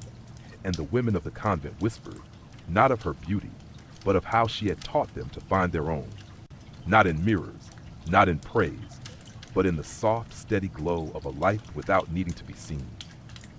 In the low, golden light of an autumn morning, the streets of Córdoba shimmered beneath the first breath of the sun. The city, still steeped in slumber, lay quiet under its whitewashed walls and terracotta roofs, the scent of orange blossoms lingering faintly in the breeze. The great mosque's arches stretched into the sky like ribs of a giant creature, its red and white columns casting shadows that moved gently with the rising day. Within this city of scholars, poets, and calligraphers lived Zara, the daughter of a physician and a weaver. She was 22, sharp-minded and soft-spoken, with eyes the color of warm tea and a voice often mistaken for song. Her family lived in a modest house near the gate of Almodovar, where the sounds of water from the fountains and the clinking of brass dishes from nearby kitchens filled the air like quiet music. Zara was not known for beauty in the conventional sense. She was not fair-skinned like the women painted in stories or wrapped in silk within the caliph's palace. Her features were angular, her brows dark and untamed, her lips wide and often turned in thought. But those who spent more than a moment in her presence rarely forgot her. She had a habit of tilting her head when she listened, of pausing before speaking, as if choosing the exact right word from an invisible shelf of poetry inside her mind. She wrote verses in the margins of medical scrolls and stitched prayers into the hems of her dresses. There was grace in her every movement, though it was never rehearsed. In Córdoba, beauty was more than appearance. It was intellect, refinement, adab. To be beautiful was to speak well, to quote the great poets, to move with harmony, to understand the balance between restraint and expression. Women wore their knowledge like perfume, subtle, lasting, and deeply intimate. Zara's mother, once a skilled weaver in the palace workshop, had taught her that beauty begins in the fingertips. It is not what people see first, she would say, threading dyed wool through her loom, but what they remember last. Zara's hands were always busy, mixing oils for healing, copying recipes for salves into her journal, plucking oud strings in the evening to calm her father's old lungs. She favored simple garments in indigo and ochre, her only adornment a delicate silver earring in one ear, an heirloom from her grandmother. It was in the library of the city, vast and perfumed with ink and cedar, that Zara truly felt herself. Her father, a respected man among the learned, had gained her permission to study there alongside the scholars. She spent hours with texts from Persia, treatises from Alexandria, and poetry from Al-Andalus itself. When she read, her face lit not with vanity, but with wonder. There, among the scrolls and sunlit windows, she met Amin. He was a calligrapher's apprentice, with long lashes and fingers stained black with ink. He saw Zara not as a prize to be claimed, but as a verse waiting to be learned by heart. Their first conversation had been over a misquoted poem. Their second, over the best way to brew mint tea. By the third, they had both stopped pretending not to notice each other's glances. One afternoon, while seated beneath a fig tree in the library courtyard, Amin watched Zara trace letters into the dirt with a stick. "You carry yourself," he said, "as though beauty walks behind you, not in front." Zara looked up. "Beauty should never lead," she replied, "or it will forget how to follow." It was then he realized what others had perhaps sensed, but not understood. Her beauty was not a veil. It was a trail. It was left in the wake of her words, her laughter, her silences. In Córdoba, where mosaics told stories and fountains were carved like poetry, Zara became known not for her face, but for her presence. Women asked her advice on perfumes made from myrrh and saffron. Men brought her rare plants to see what knowledge she could coax from them. Children followed her to hear stories, their hands full of almonds and olives. But not all praised her. Some women whispered that she was too proud, too educated, that her refusal to wear kohl or paint her hands with henna was arrogance, that she thought herself above beauty. Zara never answered them. She only continued to live as she had, gently, honestly, without ornament. She believed beauty was not to be chased but tended to, like a garden that bloomed only for those who truly looked. Years later, long after her parents had passed and Amin had become a renowned scribe with his own students, Zara still walked the streets of Cordoba. She taught girls how to blend herbs and balance letters. She lit candles at the mosque and whispered verses to herself while grinding cloves for medicine. Her hair was streaked with silver, her skin marked with sun and years, but her eyes held the same fierce warmth they always had. And still people remembered her, not for a single feature, not for a dress or a jewel, but for the way she made beauty feel like truth. And in the city of arches and echoes, her name lingered like perfume long after she passed through a room, soft, unexpected, and unforgettable. The moors of Northumbria stretched out like an old sleeping beast, silent, vast, and touched by the gray of distant rain. Fog wove itself through the heather in long, ghostly fingers, and the crows above flew low, their wings beating the cold air in quiet rhythm. In the midst of this landscape stood a crumbling stone manor, its chimneys leaning, its walls pockmarked by time. Ivy gripped the windows as if to pull the house deeper into the earth. Inside, a fire burned low in the great hearth, and Lady Ellsworth sat before it, wrapped in a mantle of wool and thought. She was 63. Once she had been spoken of in poems, the kind scrawled by young squires on scraps of parchment or whispered by minstrels near the fires of traveling courts. She had been the rose of the north, pale, tall, with hair the color of new wheat and eyes that mirrored the northern sea. But time had passed. Now her hair was silver and tied in simple knots. Her face bore the creases of sorrow and strength, and her hands were thin, knuckled like old roots. Yet there was nothing diminished about her. In the right light, she seemed carved from the very stone of the moors themselves, weathered, immovable, and enduring. Her days were quiet now. The court had long forgotten her. Her children lived far away. Her husband, never gentle, never cruel, had died years earlier, his name chiseled into a tombstone too fine for what he truly was. And still, Ellsworth remained.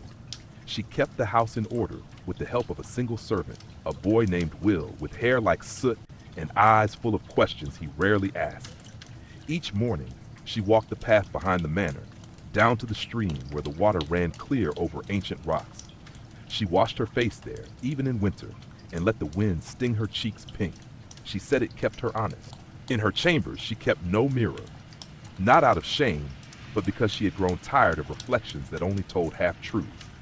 Instead, she sat each evening at her writing desk and penned letters she never sent, letters to her younger self, to her mother, to friends long buried beneath stone and moss. In them, she spoke of beauty, not the kind sung in halls or admired at feasts, but the kind found in silence, in memory, in holding fast when the world would prefer you to fade.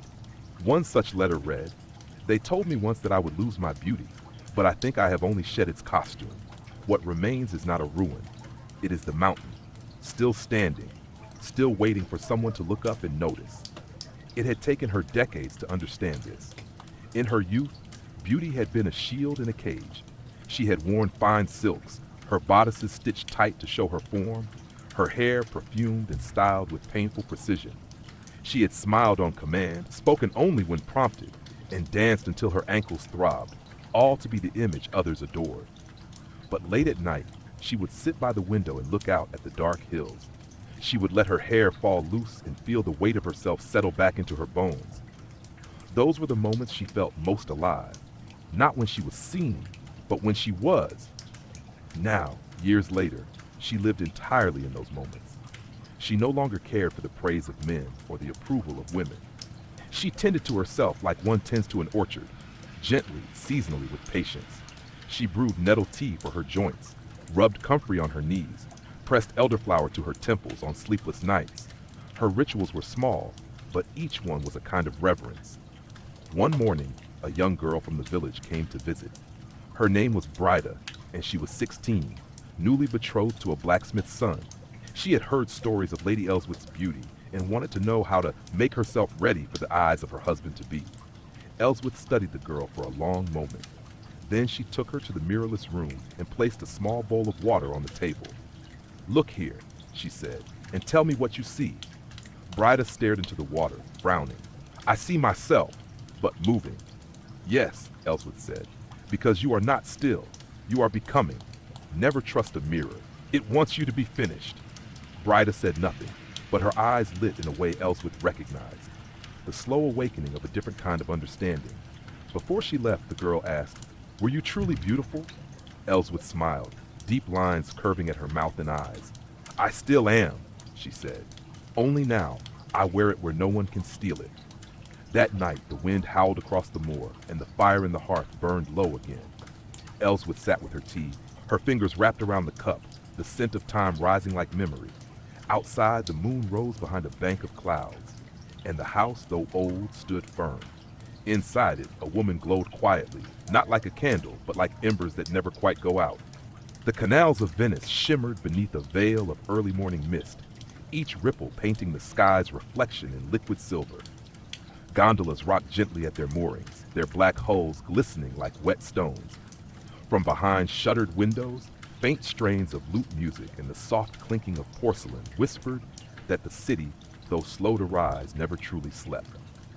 In a narrow cala just beyond the Campo Santa Maria Formosa lived Signora Lucia Bellanti, once famed in whispers for being the mirror of Venice. She had been a courtesan, not the kind written about in scandalous letters, but the rarer sort, the cultivated, the educated, the respected, the ones whose words weighed as much as their beauty, and whose presence turned gatherings into salons of wit, art, and negotiation. Now at 45, Lucia had retired to her quiet apartment above a bookbinder's shop. The gilt-edged mirrors still hung on her walls, and the scent of orange blossom still clung to her silk shawls, but she rarely entertained. Her voice, once a melody that could hush or stir a room, had grown softer, more reflective, like the tides that lapped against the marble of the palazzo steps.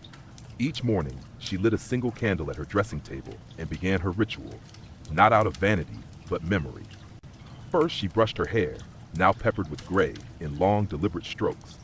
Then, she massaged her face with oils from the east, frankincense, rose, and bitter almond. She applied only a hint of color to her cheeks, a practice born not from habit, but reverence, not for others, but for herself. She believed beauty was not something you wore, but something you remembered. Lucia had once been schooled in the fine art of allure. She had been taught to paint her lips with crushed poppy, to line her eyes with charcoal, to smile with subtlety, and speak with calculated softness. She had worn gowns sewn with threads of gold, walked in slippers made of velvet and pearls, bathed in milk steeped with violets. But over time, she learned that the most lasting kind of beauty came not from cosmetics or costumes, but from command of one's presence. To walk into a room and be still, unhurried, unbothered, and let others come to you. To speak slowly, with purpose, and let silence do half the talking. To listen, not because it pleased others, but because it pleased you to understand. These lessons had shaped her more than rouge or silk ever could. Now, Lucia spent her days translating old love letters into Latin for a bookseller. She wrote in the mornings when the light was gentle and walked along the canals in the evenings, her shoes tapping soft rhythms on the stone. Sometimes she would pause before the glassmaker's stalls, watching the men blow molten crystal into delicate forms. One evening, a girl approached her, a dancer from the Teatro San Cassiano, breathless and trembling. "I was told you could teach me how to be beautiful," she said. "I've tried everything, the paints, the dresses. Still, they don't see me." Lucia looked at her, really looked. The girl was radiant, young, wide-eyed, her wrists thin as reeds, her voice threaded with desperation. "They see you," Lucia said gently. "They just haven't learned how to look yet." She invited her in. They sat by the window with a view of the Grand Canal. Lucia poured jasmine tea and told her to take off the earrings that weighed down her face, to untie the corset that stiffened her spine, to breathe, not from the chest, but from deep within the ribs. "You are not an ornament," she said. "You are an instrument, If you don't tune yourself, they will play you out of key. The girl returned each week, not for lessons in makeup or attire, but for lessons in stillness, in movement, in how to tilt the head in thought rather than for display, how to turn a glance into a question, how to make space without asking permission. She bloomed, quietly, under Lucia's gaze, and so did others.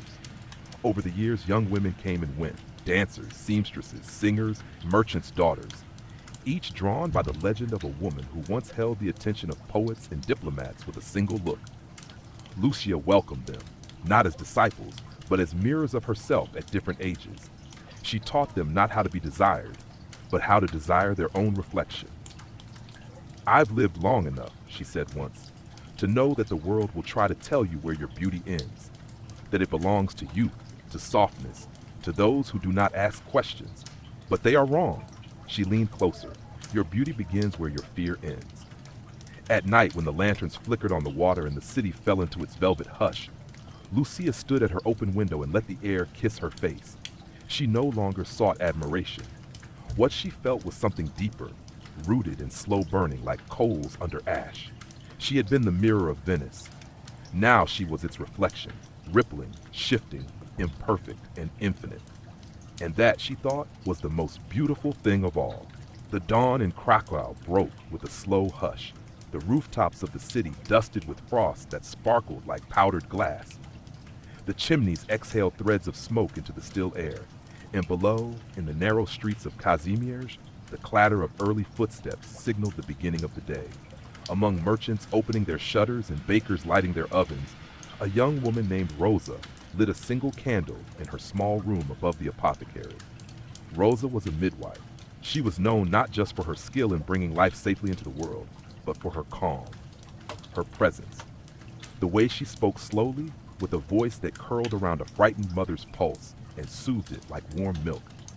She had hands that rarely trembled, eyes that saw more than most said aloud, and an instinct for pain, how to lessen it, how to carry it, how to walk through it beside someone without saying a word. She did not consider herself beautiful. That was not how she was spoken of in the city. She was called capable, reliable, wise beyond her 29 years. Her hair was always tied in a scarf, her fingers stained with tinctures and soot, and her shoes worn at the heels from walking between houses in rain and snow. But still she had her own rituals of care, not for appearances, for resilience. Each morning she rubbed a balm of linden and beeswax into her knuckles, cracked from winter winds. She dabbed marigold oil behind her ears to protect her from faintness. She soaked her scarves in lavender to calm the women she sat beside. These small things were her way of preserving herself, body and spirit. Her face bore no paint, but it bore expression, and that was enough. One late afternoon, as she returned from a delivery on the far side of the city, she found a girl waiting at the apothecary door. No older than 16, she wore a dress too thin for the season, and her lips were chapped from the wind. She looked at Rosa with the kind of gaze that asked for permission to speak before even knowing what to say. "They say you help women," she murmured, "even when they've made mistakes." Rosa said nothing. She only unlocked the door and gestured for her to come inside. In the warmth of the small kitchen, over boiled nettle tea and silence, the girl began to cry. Her story was not new. Love promised, trust misplaced, and a child growing inside her before any vows were spoken. Her beauty, she confessed, had become a curse. Men stared at her like a painting, but no one asked what she wanted the picture to be. "I don't want to be looked at," she whispered. "I want to be seen." Rosa reached for her hand. "You are," she said, and in that moment the girl breathed, truly breathed, for the first time in days. In her work, Rosa saw all kinds of women, noblewomen, frightened and fragile, peasant girls, fierce and defiant, wives, widows, lovers, and survivors, each with a body that carried stories the world too often ignored, each with a kind of beauty that did not shine, but endured. She never judged them, because beauty in Rosa's eyes was not about purity or youth or symmetry. It was about carrying on, about choosing to continue loving, feeling, trying, even when the world made it hard. Some evenings, when the city grew quiet and the candle burned low, she would wash her face and look into the window's reflection. There was no mirror in her room, just the glass pane, softened by moonlight, showing her shape in the blur of shadows and stars. She would touch her cheek and think of all the faces she had seen twisted in pain, radiant in joy, wrinkled with age, flushed with birth. She would think of how every one of them had been beautiful, just as they were, in their truest hour. And she would smile, not because she saw beauty in herself in the way others might, but because she knew it lived in her hands, her breath, her choices. It lived in the fact that she stayed, that she served, that she bore witness. And perhaps she thought that was what beauty truly was, not a thing to have, but a thing to give, and in giving it to become it, quietly, unforgettably. In the shadow of the Carpathian Mountains, where mist threaded between spruce trees and the wolves howled long into the night, the village of Bistrica clung to the earth like an old secret. Its rooftops were steep, its stones worn smooth by centuries of snow and footsteps, and its people were cautious, bound by traditions older than memory. At the edge of this village stood a house apart, half hidden by birches and thornbush, with shutters painted blue and herbs strung like charms above the doorway. This was the home of Anka, a woman whom many called vrăjitoare, witch, though never in full voice and never to her face. She was tall and silent, with long black hair often tied in a thick braid, and eyes the color of river ice. No one remembered when she first came to Bistrica. Some said she'd wandered from the woods. Others whispered that she had been born on a blood moon. But those who sought her, quietly, often in the dead of night, never questioned her gift. She healed with poultices and prayers. She brewed teas that soothed fevers and whispered charms that eased childbirth. She never married, never attended church, and never aged, or so it seemed. Children said she looked the same now as she had 10 years before. And yet, Anka never claimed beauty. She walked the forest paths without fear. Her skirts were plain, her boots caked in earth. Her hands were rough from digging roots, and her skin bore the kiss of weather and solitude. But when she stood in the twilight, her silhouette framed by mist and moonlight, she was something else, something not quite of this world, but not fully apart from it either. Women came to her more than men, not to be healed, but to be seen. One such woman was Ileana, the baker's wife, who arrived just after dusk, cloak pulled tight, eyes rimmed with quiet sorrow. She had once been known for her beauty, rosy cheeks, laughter that filled the marketplace, hair like honey in sunlight. But 3 children and 10 hard winters had carved weariness into her spine. Her husband no longer looked at her. Her reflection, she said, made her feel like she had vanished. "I don't want to be young again," Ileana whispered. "I just want to feel like I still live in this body, that it still belongs to me." Anka said nothing at first. She lit a small candle and poured a mixture of crushed lavender, warm milk, and honey into a wooden cup. Then she handed Ileana a mirror, small, round, its silver frame tarnished by time. "Don't look for the girl you were," she said. "She did not survive the storms. You did." Ileana hesitated, then looked. The mirror showed her crow's feet, her hollowed cheeks, the gray strands near her temples, but it also showed her eyes, still burning, still kind. It showed the strength in her jaw, the steadiness of her shoulders. It showed a woman shaped by life, not ruined by it. Ileana cried. Then she laughed, a cracked, surprised sound. "He never tells me I'm beautiful anymore," she said. Anka took her hand, rough against rough, because he no longer knows how to see what isn't easy. From that night on, Ileana stood straighter in the bakery. She wore her hair uncovered again, not for attention, not for reclaiming the past, but for herself, for the quiet dignity of still being here, still being whole. Anka never told anyone what beauty was, but her life answered the question.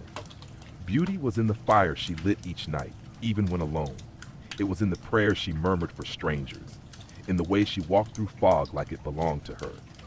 She adorned her home not with mirrors but with feathers, dried roses, broken pottery, and stones from the riverbed, objects others found useless, but which she saw for what they held. She once told a young girl who asked why she never painted her face, "Because I am not trying to disappear, I am trying to remain." And she did. In the memory of every woman who crossed her threshold, in the wildflowers that grew along her path, in the dreams of those who had forgotten what power lived within them. For in a world that worshipped the bloom of the rose and feared the thorn, Anka was both, not soft, but beautiful, not shining, but enduring.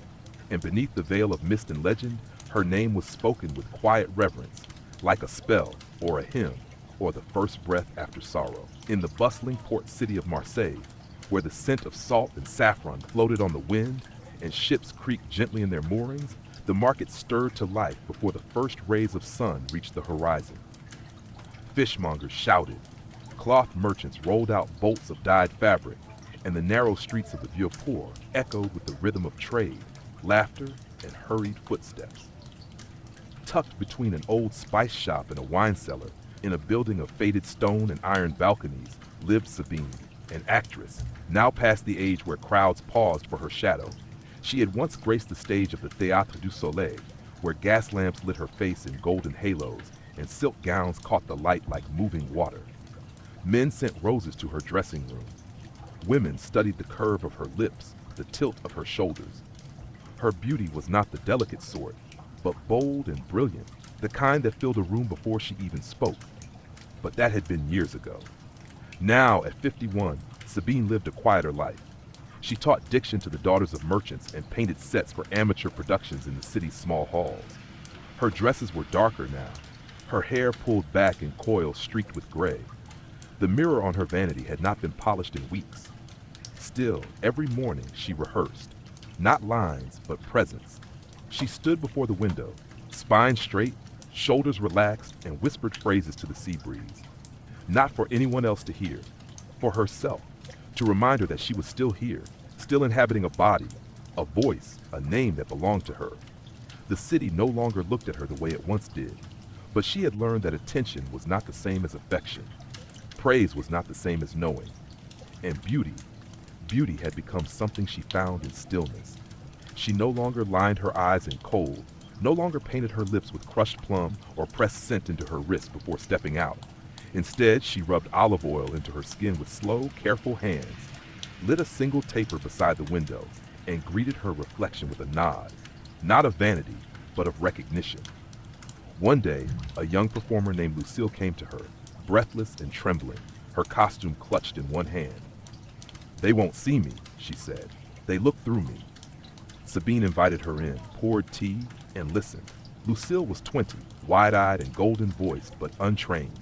She moved beautifully, but doubted herself with every gesture. She had tried everything, powders, ribbons, charms, silence, but still, she was invisible to the audience. Sabine studied her a long while before saying, "Beauty on stage is not about being seen. It is about being felt." She led Lucille to the mirror and told her to stand still. "Say nothing. Breathe. Let the room remember you were here." Lucille laughed nervously. "That's it? That's everything," Sabine said. In time, Lucille returned for more. They did not practice smiles or stances. Instead, Sabine taught her how to enter a space, how to let the breath drop low into the belly, how to move without apology, how to let silence bloom. "You must not beg the world to love you," she said. "You must love yourself enough to know you are worth witnessing." That was Sabine's deepest truth. She had loved and been loved, lost and been forgotten. But she had never abandoned herself. Not through age, not through obscurity, not even through grief.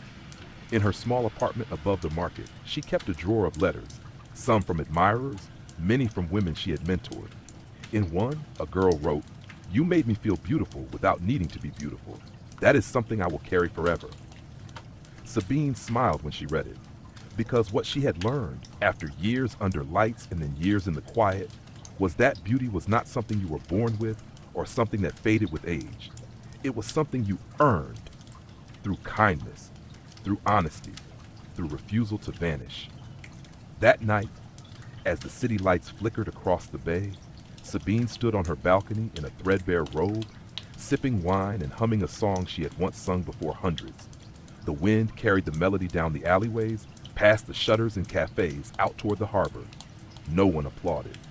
But the sea, ever ancient and listening, held her song like a secret. And Sabine, the woman who had once been adored, now adored herself, not as a relic of the stage, but as a flame still burning, low, steady, and full of light. The windswept coast of Galway stretched endlessly toward the horizon, where gray skies met gray sea in a hush of quiet, eternal motion. Waves struck the rocky shore with steady rhythm, and gulls wheeled above the cliffs like pale scraps of forgotten cloth. Inland, where the land softened into hills speckled with sheep and moss-covered ruins, the village of Nokan dozed in its timeless rhythm, weathered, watchful, and enduring. In a cottage near the edge of the village, where the grass grew long and salt clung to the windows, lived Moira O'Callaghan, a widow known not for her sorrow, but for her silence.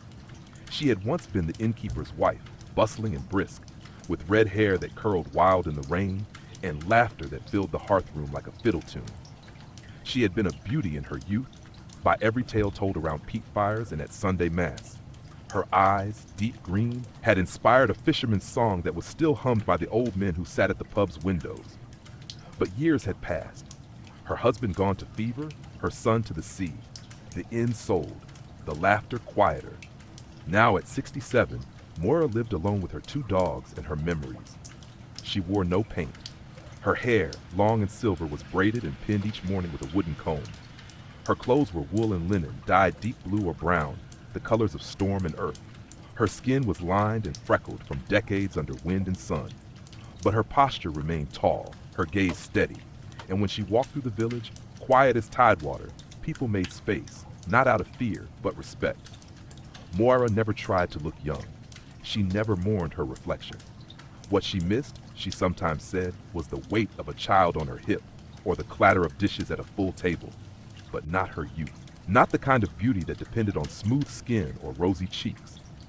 "I'd rather be remembered for how I held people," she once told a neighbor, "than for how I looked when they stared." Still, she took care. Every morning, she washed her face with cold spring water and a cloth dipped in crushed thyme and sage. She combed her hair with care, even if no one would see. She lit a candle when the sky darkened too early. And in these small rituals, she tended not just her body, but her spirit. One day, a girl from the village, me, barely 17, knocked on her door. Her eyes were red, her voice thin. "They said he's left me," she said.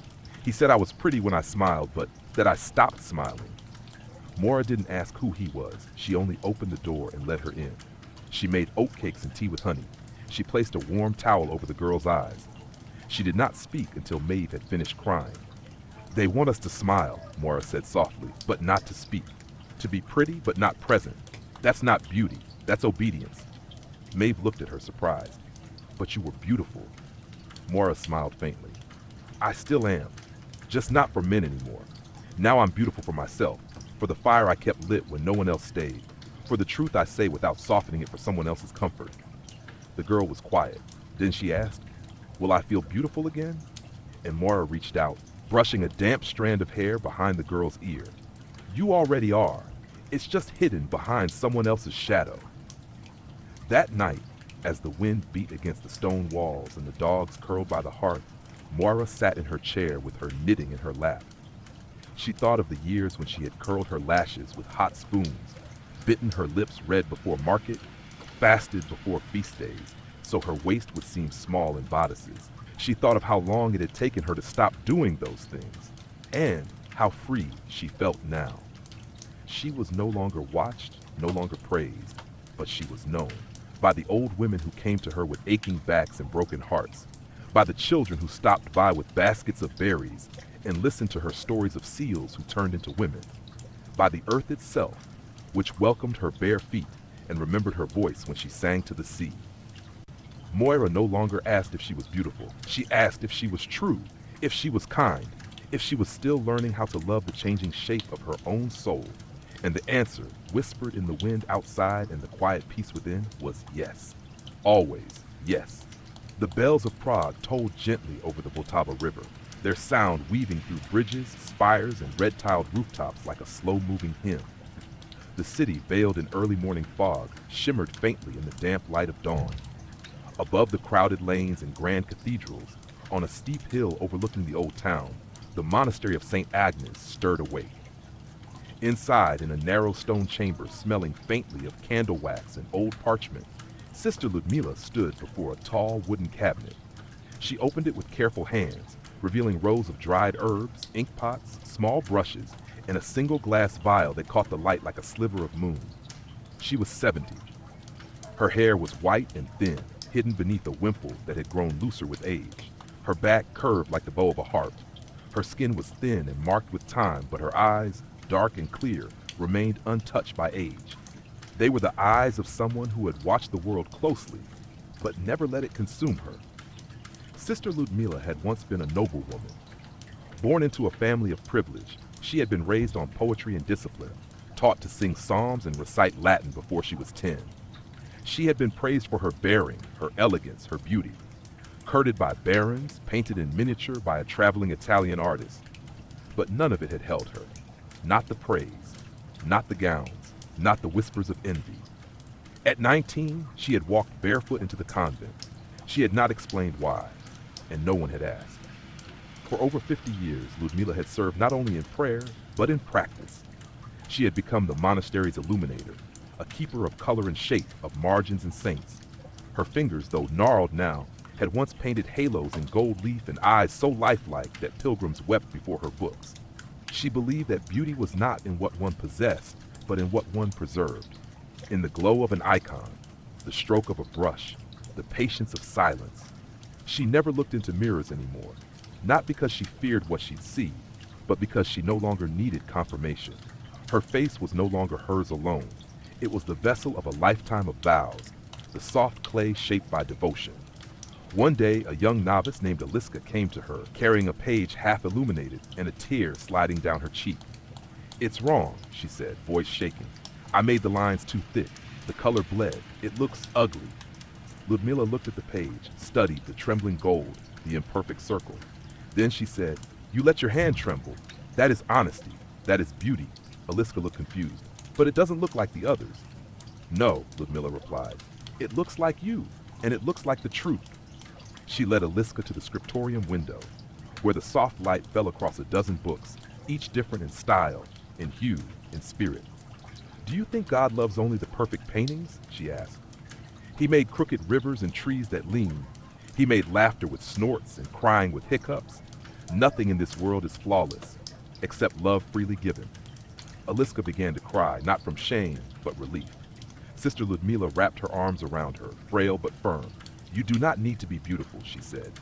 "You need to be faithful, to your task, to your breath, to your own unfolding." That evening, Ludmila returned to her chamber and opened a small battered box kept hidden in a drawer. Inside was a fragment of mirror, old, clouded, cracked at the corner. It had once been part of her dressing table, long before the convent walls enclosed her. She looked into it now, not with longing, but with gratitude. The reflection was pale, the lines deep, the mouth soft at the corners. But the eyes were still hers, and she smiled, not with the smile she once practiced for portraits, but with the quiet, earned smile of someone who had chosen again and again to love what the world could not understand. In the monastery, candles flickered through the hallways like stars. Somewhere, a bell chimed compline. The sisters walked in procession, their voices rising in song, pure, layered, ancient. And Ludmila, walking behind them, felt no need for mirrors or memories or praise. She was not beautiful because she had once been. She was beautiful because she had become. And in the hush of that cloistered night, with paint-stained hands and a steady breath, she knew. Beauty was not the light that falls on your face. It was the light you give back long after the world has forgotten your name. In the wind-brushed valleys of southern Scotland, where the grass rolled like green waves beneath an endless sky, the village of Dunbray rested quietly between two ancient hills. The houses were low and gray, built of stone that had weathered centuries. Smoke curled from chimney pots. The sound of sheep bells carried on the breeze. And in the far corner of the village, just beyond the kirk and the graveyard, stood a cottage with a round door and a garden blooming wildly, even in late autumn. Inside lived Ela MacTavish. She was 81. Her hair, once the color of soot, had faded into the soft silver of a moonlit cloud. Her back was bent, her steps slow, but her mind remained sharp and her tongue sharper still. She wore tartan skirts, thick stockings, and heavy wool shawls no matter the season. Her voice had the low, rhythmic cadence of a lullaby mixed with the firmness of one who had never wasted a word. Isla was a storyteller. Children called her Granny Isla and came running at the sound of her kettle whistling. Adults listened to her with the same wary respect they gave to old roads and standing stones. She had lived through 4 wars, 7 bitter winters, and the loss of 3 sisters and 2 husbands. And yet she remained, solid, unshaken, wise. Her beauty had never been the kind you wrote songs about. Even in youth, Isla had been called handsome, more often than lovely. Her nose had always been too strong, her chin too stubborn, her laughter too loud for dainty comparison. But her eyes had always been alive, full of stories, full of storms. She had never tried to soften herself. When she was young, the other girls wore ribbons and rouge. Isla wore boots and read books by candlelight. When she married the village blacksmith, she braided her hair with nettle and wild mint, not to please him, but to feel more herself. He had loved her for it. And when he passed, 20 years later, she wore his flannel shirt for months, not out of grief, but out of memory. One morning, a girl named Isla came to her door. 17, shy, with flushed cheeks and a scarf pulled high over her mouth. She had been teased in the village for her limp, the result of a childhood illness, and for her face, which bore the faint trace of a birthmark across one cheek. She spoke so quietly, Isla had to lean close to hear her. "They say no man will want me," she whispered, "that I'll be alone, that I should try to make myself look better." Isla snorted softly, her breath steaming in the cold air. "Look better for who?" Isla hesitated. "For them. For someone." Ella poured 2 cups of tea, placing a slice of oatcake beside each one. "Let me tell you a thing," she said, folding her hands. "When I was 20, I carved my own spoon and refused a man who called me plain. When I was 30, I raised my sister's children and laughed in the face of gossip. When I was 50, I danced barefoot at my niece's wedding and drank whiskey with the ministers. And not once did I ask permission to be beautiful." Alith blinked. Ella leaned closer, her voice low and steady. "You don't owe this world a softer face. You don't need to beg it to find you acceptable. Your beauty is not decoration. It is declaration. It's in how you speak, how you choose, how you endure." She handed the girl a mirror from her dresser, a small circular piece of glass with a wooden frame worn smooth by decades of touch. "Look in that mirror," she said. "Not to fix, not to change, but to remember." Eyelid looked, and for the first time in weeks, she didn't wince. She saw her crooked smile, her strong brow, the flecks of gold in her otherwise brown eyes. She saw not what was missing, but what had survived. Later, when the girl left, Ella sat alone in her garden with the last of the apples falling at her feet. She did not think of lost time or fading youth. She thought of the way the heather bloomed stubbornly through stone, of the way her mother used to call laughter medicine of the marrow, of how every line in her face had been earned through love, through storms, through sheer, unrelenting life. She hummed a lullaby to the breeze, one her grandmother had sung to her when she was small. Her voice cracked, but she didn't stop. In the quiet that followed, she leaned back and closed her eyes. She did not need to be remembered as beautiful. She needed only to be remembered as true. And in the village of Dunbray, they would remember her for generations. Not for her face, not for her form, but for her fire. And that was a beauty no mirror could ever hold. The narrow alleys of Fez wound like secret threads through the ancient city, lined with ochre walls and wooden balconies draped in linens, herbs, and the sweet perfume of rosewater. The call to prayer drifted through the air like mist, blending with the quiet sounds of street merchants arranging their wares, spices, ceramics, silver bangles, and dyed leather glowing like stained glass under the sun. In the heart of this labyrinth, behind a blue-painted door adorned with carved brass, lived a woman known only as Lala Mariam. She was never seen in the market, nor at the hammam, nor even at the great mosque, though her name was whispered in all three. Some said she had been a singer in the palace, others a poet's muse, but most agreed on one thing: she had once been the most beautiful woman in Fez. Now in her 60s, Mariam lived in solitude. The house she kept was silent but not sad.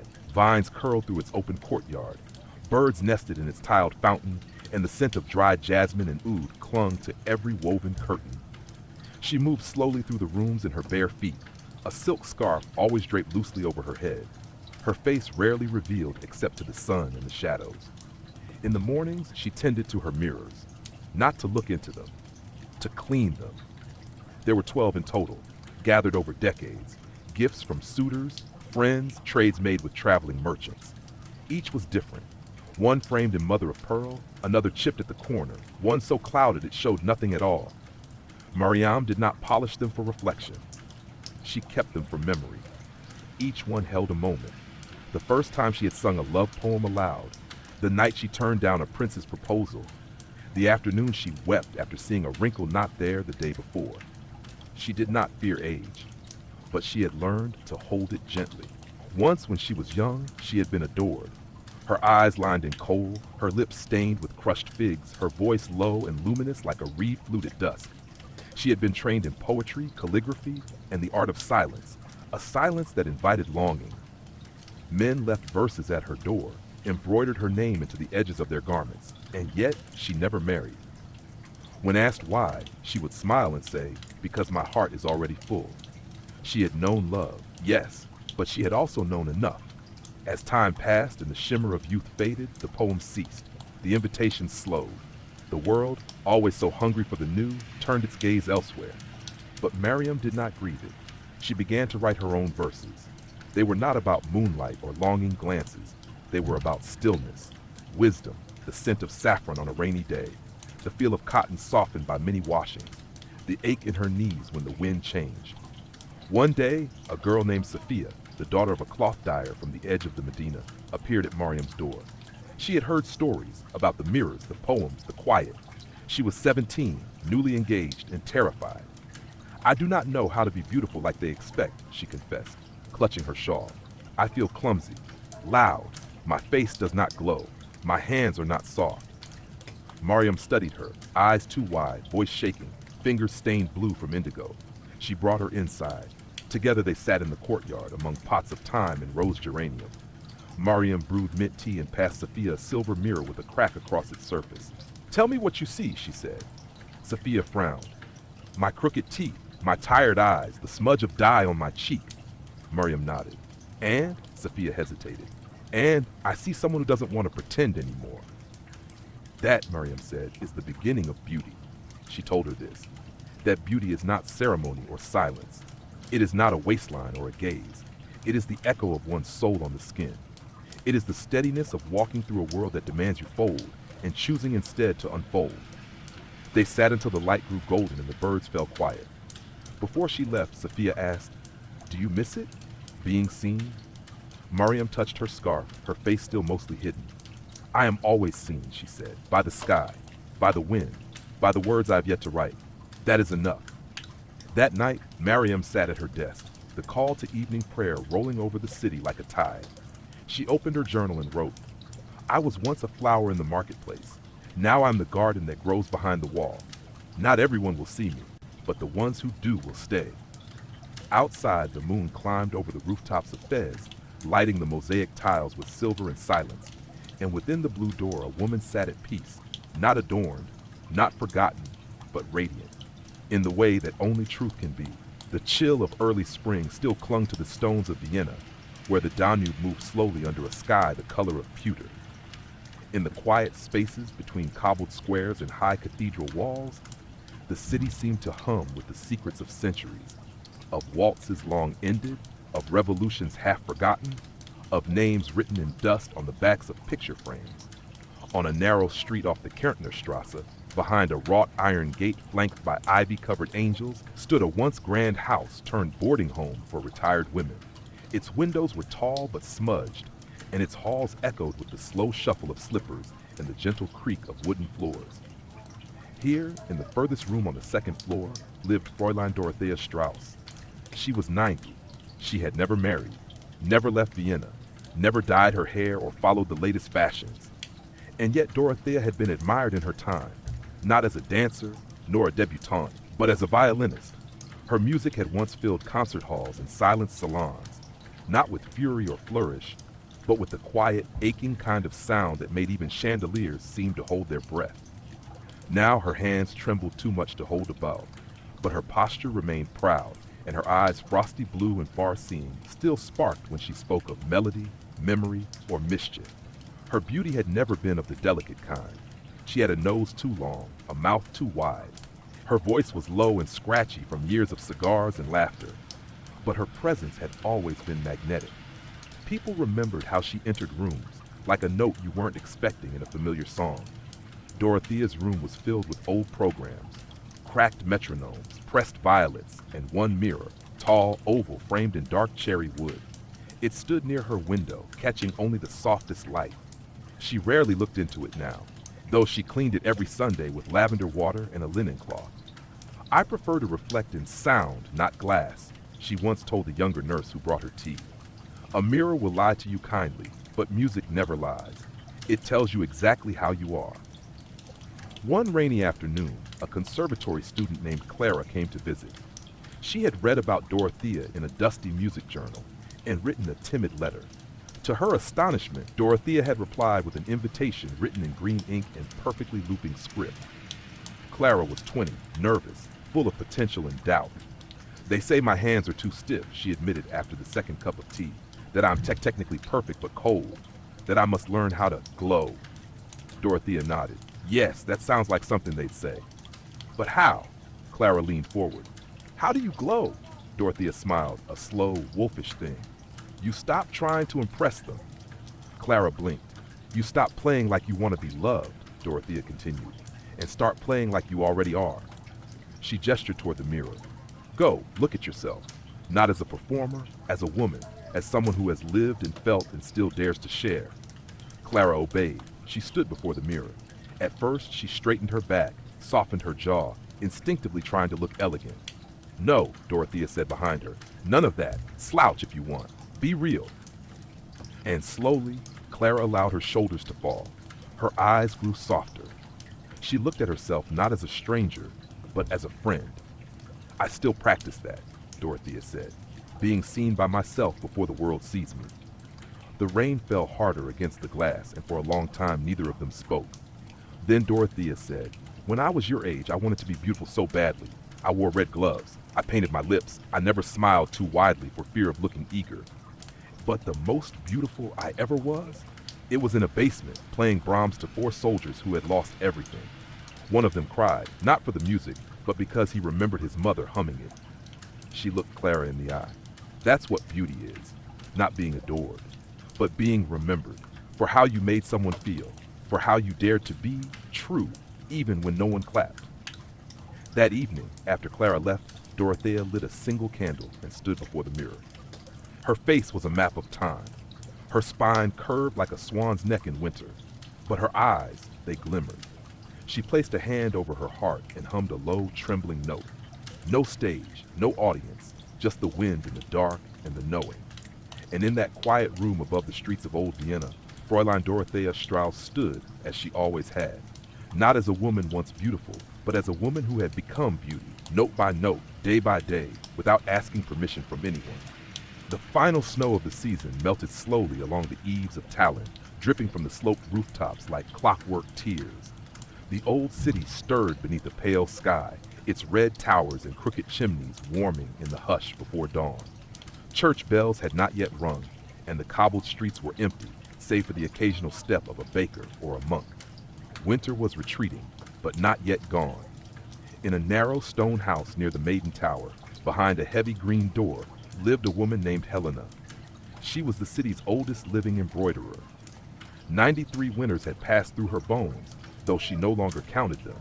Her fingers were thin and twisted now, but they still held a needle with reverence. Her eyes were dimmed by time, but she could feel the pattern in her fingertips, as if the thread itself spoke to her. Helena had never left Tallinn. Her life had been stitched into the city, thread by thread, its flags, its bridal veils, its church linens, its royal banners. She had begun working when she was 8, threading beads by firelight beside her mother.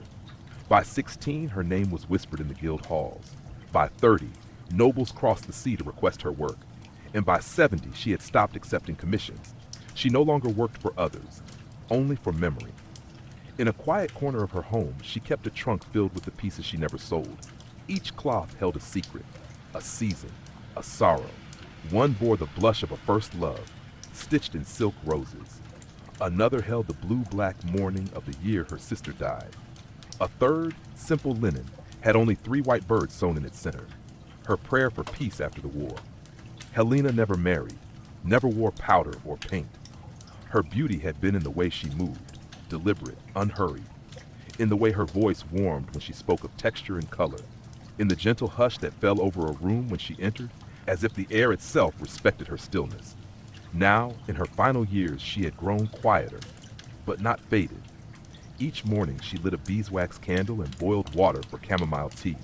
Then she opened the shutters and sat by the window to stitch, even if only for 10 minutes. Not to finish anything, not to prove anything, simply to keep the thread moving. One morning, a girl named Kari arrived at her door. She was 15, thin with nervous eyes and bitten nails. Her mother had died in childbirth. Her father, Kakwapa, drank more than he spoke. Kari had heard of Helena from a neighbor and brought with her a torn shawl and a question. Can beauty be repaired? Helena invited her in.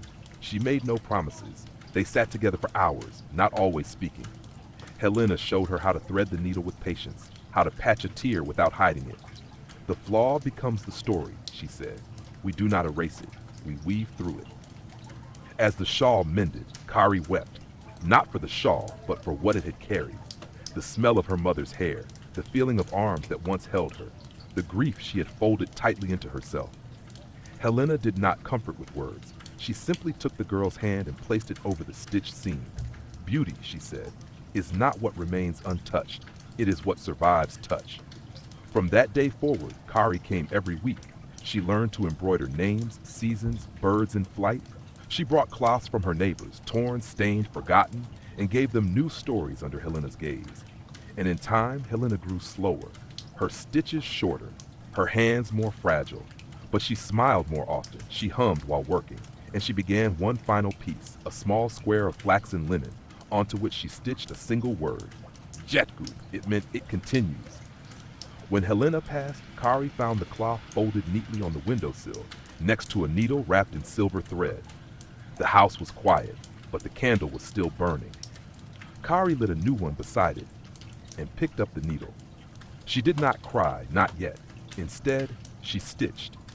Because she knew what Helena had always known, that beauty was not in the beginning or the end, but in the hands that kept working, in the voices that kept singing, in the breath that refused to be silenced, and in the stitch, quiet and deliberate, that whispered, we are still here, not flawless, but whole.